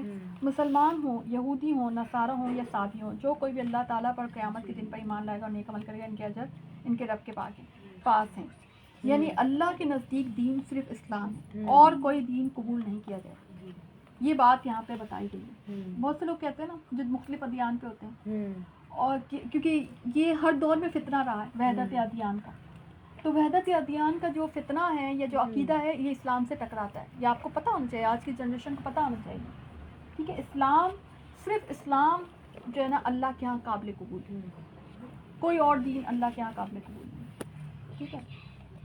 پھر آگے انہی کا ذکر آ رہا ہے کہ جب ان سے وعدہ لیا اور کوہ طور، جب ان کو کوئی مشکل آتی ہے اللہ کے پاس، حضرت موسیٰ علیہ السلام کے پاس جاتے ہیں اور پھر یہ نافرمانیاں کرتے ہیں، تو اس کا ذکر آ رہا ہے کوہ طور کو ان کے سر پر لا کر کھڑا کیا تھا، تو جب سر پہ لا کھڑا کیا گیا تو انہوں نے توبہ کر لی، اس کے بعد اللہ تعالیٰ کہتے ہیں پھر بپھر گئے، اور پھر وہ آگے آ رہا ہے گائے والا واقعہ، جب حضرت موسیٰ علیہ السلام نے اپنی قوم سے کہا کہ اللہ تعالیٰ تمہیں ایک گائے ذبح کرنے کا حکم دیتا ہے، تو انہوں نے کہا ہم سے مذاق کیوں کرتے ہو۔ یہ ایک واقعہ تھا، بنی اسرائیل میں ایک لاولت مالدار شخص تھا جس کا وارث صرف ایک بھتیجا تھا، ایک رات اس بھتیجے نے اپنے چچا کو قتل کر کے لاش کسی آدمی کے دروازے پر ڈال دی، صبح قاتل کی تلاش میں ایک دوسرے کو ذمہ دار ٹھہرانے لگے، بالآخر بات جب حضرت موسیٰ علیہ السلام تک پہنچی تو انہیں ایک گائے کا ذبح کرنے کا حکم دیا کہ وہ گائے کا ٹکڑا مقتول کو مارا جائے گا اور وہ زندہ ہوگا، اور قاتل کی نشاندہی کر کے وہ جو مقتول ہے وہ پھر سے مر جائے گا، یہ ایک سسٹم بنایا تھا، ٹھیک ہے۔ اب اس پر انہوں نے بڑے سوال کیے یہود نے کہ آپ بتائیے اس کی ماہیت کیسی ہو، تو انہوں نے کہا بس درمیانی عمر کی جو بھی ہوگی تو اس کو کرتے ہیں، اس کا کہا کہ رنگ کیسا ہو، کہا کہ زرد رنگ کی ہو، کہا کہ اس کی نہیں دوبارہ بتائیے وہ ماہیت کیسی ہو، تو انہوں نے کہا وہ گائے جو ہے کام کرنے والی ہو، زمین میں ہل جوتنے والی ہو، کھیتوں کو پانی پلانے والی ہو، تو کہا کہ اچھا اب آپ نے حق واضح کر دیا۔ اب اللہ تعالیٰ کہتے ہیں وہ حق، وہ اس پر عمل کرنے کے لیے، اب یہ کتنا اس سے سائیکولوجی آپ اس کی سمجھیں کتنا معصوم سا ایک عمل تھا. ان کا کیا چاہ رہا تھا, مگر ان کی جو ہے نا جیسے دین سے کوئی ایک جنگ تھی وہ آج تک برقرار ہے یہود کی. جو اللہ تعالیٰ کہتے تھے نا وہ اس کا انکار کرتے تھے. تو اللہ سے تو جنگ کسی کی بھی نہیں پنپ سکتی. ٹھیک ہے, تو یہ انہوں نے کثرت سوال, اس میں سبق بہرحال یہ ہے کہ کثرت سوال اللہ کے یہاں ناپسندیدہ ہے. جب آپ کے پاس اللہ کا ایک حکم آ جائے تو اس کو بجا لانا چاہیے. ٹھیک ہے, پھر آگے اللہ تعالیٰ کہتے ہیں کہ تمہارے دل پتھر بلکہ اس سے بہت زیادہ سخت ہو گئے, بلکہ بعض پتھروں سے نہریں بہن گئی. پتھروں کی اقسام کا انسانوں کے ساتھ مقابلہ کیا گیا کیونکہ انسان بھی مٹی سے بنایا گیا ہے نا, اور پتھر بھی مٹی سے ہوتے ہیں. ٹھیک ہے نا, تو اسی طرح سے انسان کے آپ دیکھتے ہیں بعض اوقات انسان سخت دل ہوتے ہیں, بعض اوقات انسان کے اندر نرمی زیادہ ہوتی ہے. نبی کریم صلی اللہ علیہ وسلم کی تعریف کی گئی کہ تم نرم دل ہو اس لیے صحابہ کرام تمہارے ارد گرد ہیں, اگر تم نرم دل نہ ہوتے تو یہ ارد گرد نہ رہتے. ٹھیک ہے, تو یہ جو نرمی ہے حدیث میں آتا ہے اس کو بہت بڑی خیر اور خوبی کہا گیا کہ جس کو نرمی دی گئی اس کو بہت بڑی خیر دی گئی. ٹھیک ہے, اور پھر آگے جو ہے ہم آگے چلتے ہیں, تھوڑا سا اب اینڈنگ بھی کرنی ہے مجھے کیونکہ مجھے ٹائم دیکھ کے میں چل رہی ہوں, کیونکہ آگے جو ہے نا ان کی جو ہے بات وہی آ رہی ہے کہ بچڑا پوجا, اس کی بات ہے کوہ طور والا واقعہ آ رہا ہے دوبارہ سے, تو وہ میں آپ کو بتا چکی ہوں. اور پھر آگے دلوں میں ان کے بچڑے کی محبت گویا پلا دی گئی بسبب ان کے کفر کی, تو یہ بات یہاں پہ میں اس کو بتا چکی ہوں. اچھا ہم آگے چلتے ہیں. آگے آپ اس آیت پہ آئیں جس میں فرشتوں سے متعلق عقیدہ جو آپ کا تھوڑا سا کلیئر کیا جا رہا ہے. 97 آیت, اور یہ آپ کا بڑی امپورٹنٹ آیات میں سے کل من کانا عدو لجبریل فإنہ نزلہ علی قلبک. اے نبی صلی اللہ علیہ وسلم آپ کہہ دیجیے کہ جو جبریل کا دشمن ہو جس نے آپ کے دل پر پیغام باری تعالیٰ اتارا ہے, جو پیغام ان کے پاس کی کتاب کی تصدیق کرنے والا اور مومنوں کو ہدایت اور خوشخبری دینے والا ہے. اچھا ان کا معاملہ یہ تھا کہ یہود کہتے تھے میکائیل ہمارا دوست ہے. اللہ تعالیٰ نے فرمایا کہ یہ سب کے سب فرشتے مقبول میرے بندے ہیں, جو ان کا یا کسی کا بھی دشمن ہوگا وہ اللہ کا دشمن ہے. اور یہ جبریل امین کو اپنا دشمن کہتے تھے یہود. استغفر اللہ. تو فرشتوں سے متعلق ہمارا ایمان کلیئر ہونا چاہیے. ہمارے ایمان کا حصہ ہے فرشتوں پر ایمان لانا. ٹھیک ہے نا, جو مفصل ایمان ہے اس میں فرشتوں پر ایمان. کیوں؟ کیونکہ فرشتے مختلف کاموں پر اللہ کی طرف سے مامور ہیں, اور سب سے بڑی بات ہے کہ وحی پر مامور ہے. تو اگر کوئی فرشتوں کا انکار کرتا ہے تو وہ ایک طرح سے وحی کا بھی انکار کر دے گا. ٹھیک ہے نا, تو فرشتوں, اور آپ دیکھیں مختلف قوموں پہ عذاب کا معاملہ, قوم لوط کے عذاب کا معاملہ, حضرت ابراہیم علیہ السلام کے پاس خوشخبری لے کے جا رہے ہیں, تو فرشتے اللہ کی طرف سے جو ہے نا اللہ کے امور بجا لانے پر مامور ہوتے ہیں. ٹھیک ہے, تو ان کے ساتھ ہمارا عقیدہ کیسا ہونا چاہیے کہ ہمارا عقیدہ یہ ہونا چاہیے کہ سارے انسان, سارے جو فرشتے ہیں وہ انسان دوست ہیں, اللہ کے حکم کے پابند ہیں. اللہ ان کو جو بھی حکم دیتا ہے وہ اس کے پابند ہوتے ہیں, اس کو بجا لاتے ہیں. یہ فرشتے مومنوں کے لیے دعا گو ہوتے ہیں, ان کے مددگار ہوتے ہیں, اور ان کو اچھے مشورے دیتے ہیں, ان کو ہیلپ آؤٹ بھی کرتے ہیں. آپ غزوہ بدر اور غزوہ احد میں یاد کر لیں تو فرشتے ان کو ہیلپ آؤٹ کرنے کے لیے اترے تھے. اسی طرح سے نبی کریم صلی اللہ علیہ وسلم نے ایک صحابی تھے, ان کو دعا سکھائی تھی اللہم ایدنی بروح القدس, دعا سکھائی. ٹھیک ہے, تو ہمارا عقیدہ یہ کلیئر ہونا چاہیے, اس لیے میں نے شاید پہ آپ کو. پھر آگے وہ آیت آتی ہے 102 آیت, بڑی امپورٹنٹ آیت ہے. وَاتَّبَعُوا مَا تَتْلُو الشَّيَاطِينُ عَلَىٰ مُلْكِ سُلَيْمَانَ وَمَا كَفَرَ سُلَيْمَانُ وَلَٰكِنَّ الشَّيَاطِينَ كَفَرُوا يُعَلِّمُونَ النَّاسَ السِّحْرَ وَمَا أُنزِلَ عَلَى الْمَلَكَيْنِ بِبَابِلَ وَهَارُوتَ وَمَارُوتَ. اور اس چیز کے پیچھے لگ گئے کہ جسے شیاطین حضرت سلمان کی حکومت میں پڑھتے. سلمان نے نہ تو کفر کیا تھا بلکہ کفر شیاطین کا تھا, وہ لوگوں کو جادو سکھاتے تھے. اچھا ان یہود کا معاملہ یہ تھا, یہ کہتے تھے کہ نعوذ باللہ حضرت سلمان علیہ السلام جو ہے وہ نعوذ باللہ جادو کرتے تھے اور شیاطین. آپ آج بھی آپ دیکھیں ان کا معاملہ کیا ہے, ذرا آج کے سینیریو پہ رکھیں نا. مسجد اقصی جو ہے ادھر وہ اپنا ٹیمپل بنانا چاہتے ہیں, اور وہ یہ کہتے ہیں, اور وہ ان کا یہ کانسیپٹ ہے, وہ کہتے ہیں کہ حضرت سلمان علیہ السلام نے یہاں پہ ایک ٹیمپل, کیوں ٹیمپل بنائیں گے حضرت سلمان علیہ السلام؟ وہ تو نبی تھے, نبی تو مسجد بناتے ہیں, اور وہ تو مسلمان تھے, وہ تو مومن تھے. ان کا عقیدہ, یہود کا عقیدہ حضرت سلمان علیہ السلام کے متعلق یہ. اچھا حضرت سلمان علیہ السلام کو مسخر کیے گئے تھے نا بہت ساری ہوا اور جنات, اور وہ کام لیتے تھے. ٹھیک ہے نا, تو اب یہ عقیدہ اس آیت میں کلیئر کیا جا رہا ہے کہ سلمان علیہ السلام نے کوئی کفر نہیں کیا تھا, بلکہ یہ کفر تو شیاطین کا تھا, اور وہ لوگوں کو جادو سکھایا کرتے تھے. سلمان علیہ السلام کی زمانے میں جادو کو بہت بڑا جو ہے نا عروج حاصل تھا. تو حضرت سلمان علیہ السلام کی جو ہے نا وفات کے بعد جو ہے نا شیاطین نے جادوگروں نے کتابیں نکالی تھی، اور پرانی جو آپ دیکھیں کہ ان کی جو جادو کے جو جادوگر تھے، جو جن تھے، ان کے منتر ونتر تھے، وہ آج بھی جادو. لیکن آپ دیکھیں کہ پھر ایک فرشتے، یہ بابل اور میں ہاروت اور ماروت 2 فرشتے اتار کر بتایا گیا کہ وہ دونوں بھی کسی شخص کو اس وقت تک نہیں سکھاتے جب تک یہ نہ کہہ دے. اب یہ ایک طرح سے آپ کو تمثیل کے انداز میں بتایا جا رہا ہے. فرشتوں کو اس پہ معمور کیا گیا آپ کا عقیدہ کلیئر کرنے کے لیے. وہ یہ کہتے تھے کہ ہم تو ایک آزمائش ہیں، ٹھیک ہے، یعنی کوئی اگر اس چیز میں پڑتا ہے تو وہ اپنی آزمائش، اپنی دنیا اور آخرت خراب کر لیتا ہے. تو کفر نہ کر پھر لوگ اس سے وہ سیکھتے ہیں جس سے خاوند اور بیوی میں جدائی ڈلوا دیں. یہ آپ کو کلو دیا جا رہا ہے. آپ کو پتا ہے سب سے زیادہ جو جادوگر جس چیز پر عمل کرتے ہیں نا، وہ ہے بیوی اور خاوند میں جدائی ڈلوانا. موسٹ آف جادوگر جو ہے نا یہ کرتے ہیں. اور آپ کو پتا ہے شیاطین راضی بھی اس پہ ہی ہوتے ہیں. شیطان پانی پہ دربار لگاتا ہے، اپنے چیلوں کو بھیجتا ہے، واپس آ کے وہ اپنی کارکردگی بیان کرتے ہیں. کوئی کہتا ہے میں نے چوری کرا، کوئی کہتا ہے میں نے زنا کرا، ایک شخص کہتا ہے میں نے میاں بیوی میں جدائی کروا دی. تو شیطان اس کو گلے لگاتا ہے، اس کو ہار پہناتا ہے اور اس کو سب سے زیادہ تھپکی دیتا ہے. تو شیاطین جو ہے نا ان کا ایک عمل یہ بھی کہ وہ جادو کرتے ہیں میاں بیوی کے درمیان. اچھا شیطان کو نکاح کا رشتہ پسند نہیں، بالکل پسند نہیں. ادھر نکاح ہوگا ادھر شیطان آئیں گے. اب ادھر جادوگر اچھا خود بھی جادو کر جاتے ہیں بعض کا، ضروری نہیں انسان کریں، خود بھی کرتے ہیں. اور شیاطین بھی جو ہے نا وہ کرتے ہیں لوگوں کے اوپر جو ہے نا رکاوٹ ڈالتے ہیں، میاں بیوی کے درمیان رشتے کو ختم کرتے ہیں. بعض اوقات میاں بیوی خوش پاش بیٹھے ہوتے ہیں، ایک دم ان کے اندر ایک کوئی نہ کوئی بھڑک جاتے ہیں، لڑائی ہو جاتی ہے، وہ شیاطین کرواتے ہیں. ٹھیک ہے، تو یہ جو ہے نا یہ وہ کر سکتے ہیں ان کو لیکن آپ آگے یہ بھی عقیدہ ذرا آگے بڑھتا ہے. دراصل وہ بغیر اللہ کی مرضی کے کسی کو کوئی نقصان نہیں پہنچا سکتے. وما ہم بدارین بہ احد الا باذن اللہ. یہ عقیدہ آپ کا کلیئر ہو. یعنی ان سے چیزوں سے ڈرنے کی ضرورت نہیں.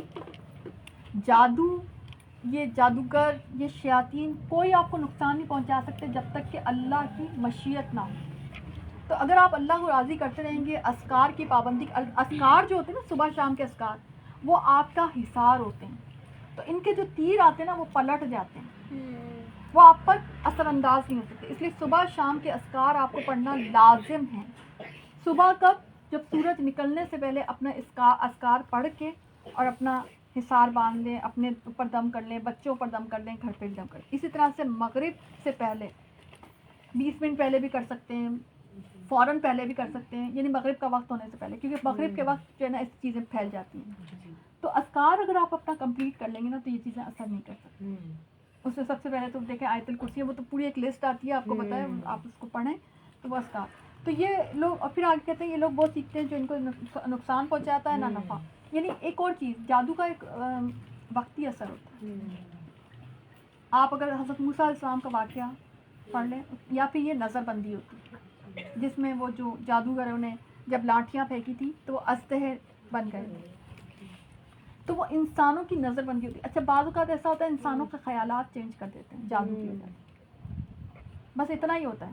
خود ہاتھ پکڑ کے کچھ نہیں کروا سکتے وہ آپ کا، ٹھیک ہے، اور اللہ کی مرضی کے بغیر کوئی اثر نہیں کر سکتا، کوئی اثر نہیں ہے. اس کے لینے والے کا بالیقین وہ جانتے ہیں اس کے لینے والے کا آخرت میں کوئی اثر نہیں. آپ کو پتہ ہے حدیث میں آتا ہے جادو کرنے اور کرانے والا کافر ہے.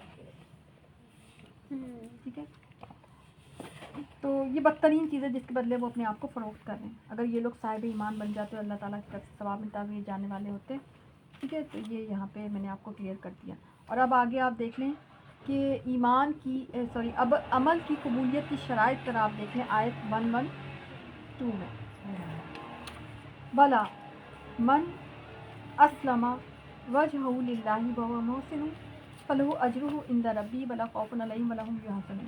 سنو، جو بھی اپنے آپ کو خلوص کے ساتھ اللہ کے سامنے جھکا دے، بے شک اسے اس کا پورا بدلہ دے گا. اس پر نہ تو کوئی خوف ہوگا، نہ کوئی غم، نہ کوئی اداسی. اب یہاں پر عمل کی قبولیت کی شرائط آ رہی ہیں. کیا شرائط ہیں؟ کوئی بھی آپ نیک عمل کرتے ہیں تو اس کی شرائط 2 ہیں. نمبر 1 وہ خلوص کے ساتھ، اخلاص کے ساتھ اللہ تعالیٰ کے لیے کیا گیا. نمبر 2 نبی کریم صلی اللہ علیہ وسلم کی سنت کے مطابق وہ عمل کیا گیا. اگر اس میں سے کوئی بھی آپ نے چیز ہٹا دی یا کوئی بھی چیز اس کے علاوہ کی ایڈیشن کر دی تو وہ عمل، وہ نیک عمل، وہ خیر اللہ کے یہاں قبول نہیں ہوگا. یعنی اگر آپ نے اس میں ساتھ ساتھ یہ دو تو کیے مگر ساتھ میں ریاکاری کر دی تو پھر وہ عمل قبول نہیں ہوگا. یا ساتھ میں آپ نے یہ بھی لگا دی, دنیا داری بھی لگا دی, اللہ کے لیے تو کر رہے ہیں, عیادت کے لیے جا رہے ہیں مگر اللہ کے لیے بھی جا رہے ہیں نعوذ باللہ, اور ہم بندوں کو دکھانے کے لیے بھی جا رہے ہیں, تو وہ عمل اللہ قبول نہیں کرے گا. تو مجھے جب میں دیکھتی ہوں نا لوگوں کے جو آج کل کے جو معاملات ہیں سوشل میڈیا اور جو ریاکاری کے عنصر اور خود نمائش, مجھے ایسا لگتا ہے کہ ہمارا اعمال نامہ چھوٹا ہوتا چلا جا رہا ہے. میں سچ بتا رہی ہوں, نیکیاں بڑھ رہی ہیں, بظاہر لگ رہا ہے معاشرے میں نیکیاں بڑھ رہی ہیں, مگر دوسری طرف ہمارا اعمال نامہ مختصر ہوتا چلا جا رہا ہے, بہت ہی جو ہے نا اسمارٹ ہوتا چلا جا رہا ہے. عمل کر رہے ہیں اور اس کو ضائع کر رہے ہیں اس وجہ سے کہ اس میں قبولیت کی شرائط نہیں ڈال رہے, اس میں ایکسٹرا کچھ ڈال رہے ہیں اپنی طرف سے مرضی سے, اس وجہ سے. ٹھیک ہے, تو یہ ہو گیا. اور پھر آگے اللہ تعالیٰ کہتے ہیں مشرق اور مغرب کا مالک اللہ تعالیٰ, تم جدھر بھی منہ کرو گے ادھر اللہ ہی کا منہ ہے, اللہ تعالیٰ کو شاد کیا وسط اللہ بڑے علم والا ہے. ٹھیک ہے, یعنی کہ بڑے نظم و ضبط کے ساتھ اللہ ہی کی پرستش کرنی ہے. اور ایک اور بات کہ خانہ کعبہ جو ہے نا یا خانہ کعبہ کی طرف منہ کرنا یا قبلے کی طرف رخ کرنا جو ہے یہ ہماری نظم و ضبط کے لیے. ٹھیک ہے, اور اللہ تعالیٰ ہر جگہ اسی کی ملکیت اور اسی کی بادشاہت ہے. ٹھیک ہے, صحیح.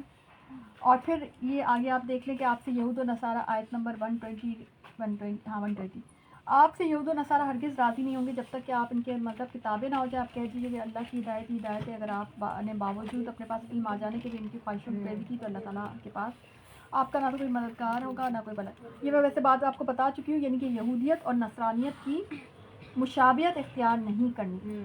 ٹھیک ہے, لا تشب اس کی جو ہے نا مشابہت میں آپ کو یہ تو سورۃ الفاتحہ میں آپ کو ساری بتا چکی ہوں. ٹھیک ہے, من تشبہ بقوم فہو منہم.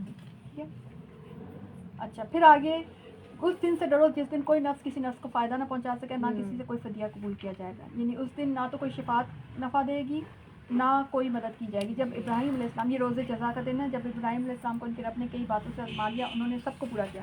اب ابراہیم علیہ السلام کو مختلف احکامات دیے گئے تھے. آپ کو ان کی زندگی یاد ہے, قربانی سے بھرپور زندگی تھی. یعنی میرے پاس ٹائم ہو تو میں ڈیٹیل میں بات کر جاؤں, مگر مختصراً مطلب آپ دیکھیں وہاں سے ان کو ہجرت کرنی پڑی اپنے مادر وطن سے. کس وجہ سے؟ وہ جو ہے نا توحید پرست تھے اور باقی ساری قوم مشرک تھی. باپ تک نے کہہ دیا تھا علاقہ چھوڑ دو. پھر وہاں سے تو وہاں پہ جا کے ان کو حکم دیا گیا کہ اب آپ ہے نا بیوی بچے کو وہاں پہ چھوڑ دیں. ٹھیک ہے, اور وہ اس سے پہلے آپ دیکھیں ذبح پسر کا حکم کہ بچے کی ذبح, اتنے سالوں کے بعد ایک بچہ عطا کیا گیا اور حکم ملا کہ اب اس کو ذبح کریں. اگرچہ وہ ذبح ان کو کروایا, لیکن آپ دیکھیں ان کو آزما تو لیا گیا تھا نا, وہ تو دمبا اتر آیا تھا اللہ تعالیٰ کی طرف سے, لیکن ان کی آزمائش تو تھی نا, ان کی قربانی تو تھی نا. پھر آپ دیکھیں نار نمرود کا اگر آپ کو واقعہ یاد ہو, ٹھیک ہے, تو کس طرح سے ان کو آزمایا گیا تھا, کس طرح سے, لیکن آپ دیکھیں انہوں نے اپنی جان, ذات, وقت, مال, وسائل سب کچھ اللہ کے راستے میں لگا دیا. اسپیشلی وہ کتنا بڑا واقعہ ہے کہ جب اپنے بیٹے کو اور حضرت ہاجرہ کو ایک بالکل بیابان میں ان کو چھوڑا, اور جب انہوں نے پوچھا تو انہوں نے کہا کہ اللہ نے حکم دیا ہے. بیوی بھی کتنی فرما بردار, کہا کہ ہاں اللہ نے تو کہا, اللہ ہمیں ضائع نہیں کرے گا. اور وہاں پر پھر وہ آب زمزم, آپ دیکھیں اسلاف کی نبیوں کی قربانیاں ہوتی ہیں جن کے ثمرات ہم بعد تک ان کی یعنی بعد میں آنے والی جنریشنز تک ان ثمرات سے فائدہ اٹھاتی. وہ زمزم ہم ابھی تک پی رہے ہیں, وہ صحیح ابھی تک جاری ہے. ٹھیک ہے نا, تو کتنی خوبصورت. اور سے یہ بھی پتہ چلا عورت کا جو بہت بڑا مقام ہے اللہ کے یہاں. ٹھیک ہے نا, اور اس سے یہ بھی پتہ چلا کہ منصب کے لیے قربانی بڑی ضروری ہے. حضرت ابراہیم علیہ السلام کو اللہ تعالیٰ نے خلیل اللہ کا بھی لقب دیا اور حنیفن کا بھی لقب دیا. ٹھیک ہے نا, کہ وہ یکسو تھے, اللہ کی طرف یکسو تھے. ٹھیک ہے, تو لیکن آپ اس سے پیچھے اگر آپ جائیں ان کے پاس کو دیکھیں تو ان سے اللہ تعالیٰ نے جب جو اپنے لیے کچھ بھی قربانی مانگی تو انہوں نے قربان کر دیا. یہ نہیں دیکھا کہ میرے لیے یہ قیمتی ہے, بلکہ یہ دیکھا اللہ کی رضا قیمتی ہے. ٹھیک ہے نا, تو پھر اللہ نے کہا کہ میں تمہیں لوگوں کا امام بنا دوں گا. عرض کرنے کے میری اولاد کو بھی, تو فرمایا میرا وعدہ ظالم مسلم, یعنی کہ اولاد میں سے جو نیک ہوگی وہ تو امام بنے گی. جو کیونکہ اللہ کو پتا تھا نا آگے بنی اسرائیل بھی آنے والے, تو بنی اسماعیل کا تو وعدہ ہو گیا مگر بنی اسرائیل کا پھر وعدہ اللہ تعالیٰ نے نہیں کیا. ہم نے بیت اللہ کو لوگوں کے لیے ثواب اور امن و امان کی جگہ بنائی, تو مقام ابراہیم کو جائے نماز مقرر کر لو. اب یہ وہ جگہ ہے جو کہ تعمیر جو ہے وہ حضرت ابراہیم علیہ السلام اور حضرت اسماعیل علیہ السلام نے کی تھی، اور اس کے لیے پھر انہوں نے کہا کہ تم میرے گھر کو طواف کرنے والوں کے لیے، رکوع کرنے والوں کے لیے پاک صاف رکھو. اور جب حضرت ابراہیم علیہ السلام نے دعا کی ہے پروردگار تو اس جگہ کو امن والا شہر بنا دے، یعنی مکہ کے لیے حضرت ابراہیم علیہ السلام کی دعا تھی. اور اس سے پتہ چلتا ہے کہ ماحول جو ہے وہ کردار، قربانی اور دعا سے بنتا ہے. ٹھیک ہے نا، انہوں نے قربانیاں دی، پھر ان کا کردار، پھر ان کی دعا. تو ایک جو ماحول ہوتا ہے نا، جو علاقہ ہوتا ہے وہ خیر والا کب بنتا ہے؟ جب آپ تین چیزیں اکٹھی ہو جائیں. تو ہمیں بھی چاہیے کہ ہم اپنے علاقے کے لیے، اپنی اولاد کے لیے دعا کریں. اور پھر پلس وہ نیک کام کرتے جا رہے تھے. حضرت ابراہیم علیہ السلام، حضرت اسماعیل علیہ السلام کعبے کی بنیادیں اور دیواریں اٹھاتے چلے جا رہے تھے اور کہتے چلے جا رہے تھے ہمارے پروردگار تو اسے قبول فرما، تو ہی سننے والا اور جاننے والا ہے. اس سے پتہ چلتا ہے دعا کی قبولیت کا ایک بہت بڑا راز ہے کہ ایک تو یہ کہ اللہ کی رضا کو کوئی بھی کام کرے تو دعا کریں. ٹھیک ہے، اور پھر دعا بھی یہ کریں کہ اللہ تعالیٰ اس کام کو قبول فرما دے، اور پلس اس وقت کوئی اپنی بھی دعا کر سکتے ہیں. ٹھیک ہے، تو اللہ تعالیٰ دعا قبول کرتا ہے. صحیح ہے. اے ہمارے پروردگار ہمیں اپنا فرما بردار بنا لے، ہماری اولاد میں سے بھی، کیونکہ وہ ایکسٹرا دعا بھی کر رہے ہیں، یہ دیکھ لیں. صحیح ہے، میں ہم اولاد میں سے بھی ایک جماعت کو اپنی اطاعت گزار رکھ، اور ہمیں اپنی عبادت سے سکھا، اور ہماری توبہ قبول فرما، اور توبہ قبول فرمانے والا اور رحم و کرم کرنے والا. مجھے ایسا لگ رہا ہے میں ٹرین پہ بیٹھی ہوں، میں ہلنا بھی شروع ہو گئی. پھر آگے حضرت ابراہیم علیہ السلام کی دعا جو ہے نا وہ بڑی خوبصورت آتی ہے. ربنا وابعث فیہم رسولا منہم. اب آپ دیکھیں کہ انہوں نے دعا مانگی تھی رسول اللہ صلی اللہ علیہ وسلم، اے ہمارے رب انہی میں سے رسول بھیج صلی اللہ علیہ وسلم، کیونکہ صلی اللہ علیہ وسلم ہی آئے تھے جو ان کے پاس تیری آیتیں پڑھیں، انہیں کتاب و حکمت سکھائے اور انہیں پاک کرے، یقیناً تو غلبے والا اور حکمت والا. آپ کو تو تمام تر انبیاء جو ہے نا موسٹ آف حضرت ابراہیم علیہ السلام کی ہی اس میں سے آتے ہیں نا. ٹھیک ہے، اور اسپیشلی ان کی جو نسل ہے ان میں سے آ رہے ہیں. دین ابراہیمی سے وہی بے رغبتی کرے گا جو محض بیوقوف ہو. اچھا ایک تو بات یہاں پہ پہلے تو یہ سمجھ لیں کہ 4 مقاصد تھے نبی کریم صلی اللہ علیہ وسلم کی بعثت، ان کی رسالت کی. نمبر 1 تعلیم کتاب یعنی تعلیم قرآن، تلاوت کتاب، تعلیم حدیث. ٹھیک ہے، اور شرک سے پاکی یعنی تزکیہ کرنا. تو اس سے ایک اور بات بھی سمجھ لیں کہ جب بھی کوئی اپنے مدارس کا کوئی کام کرے گا یا دین کا پیغام پھیلائے گا تو یہ 4 چیزیں یہ آپ کے سامنے ہونی چاہیے. ٹھیک ہے، آپ کتاب کی تعلیم دیں گے یعنی مدارس کا نصاب یہاں سے سیکھ لیں کوئی سیکھنا چاہے تو، اور دین ابراہیمی سے وہی بے رغبتی کرے گا جو محض بیوقوف ہو.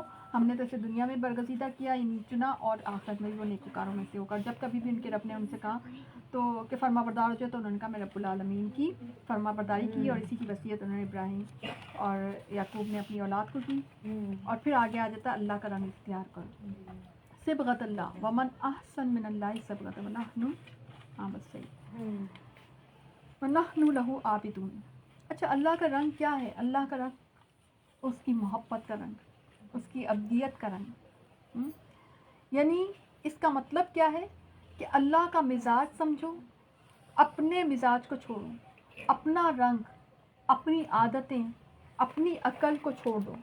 ٹھیک ہے، بلکہ اللہ تعالیٰ جو آپ کو حکم دیتا ہے اللہ کی بات، اللہ کے دین کو اڈاپٹ کرو. یہ ہے صبغت اللہ. اور صبغت اللہ یعنی اللہ کا آپ دیکھیں کسی رنگ ریز سے اس کو آپ سیکھ سکتے ہیں. مجھے اس کو نا کسی رنگ یعنی یہ جو ڈائر ہوتا ہے نا اس سے یہ آیت سمجھ میں آئے گی.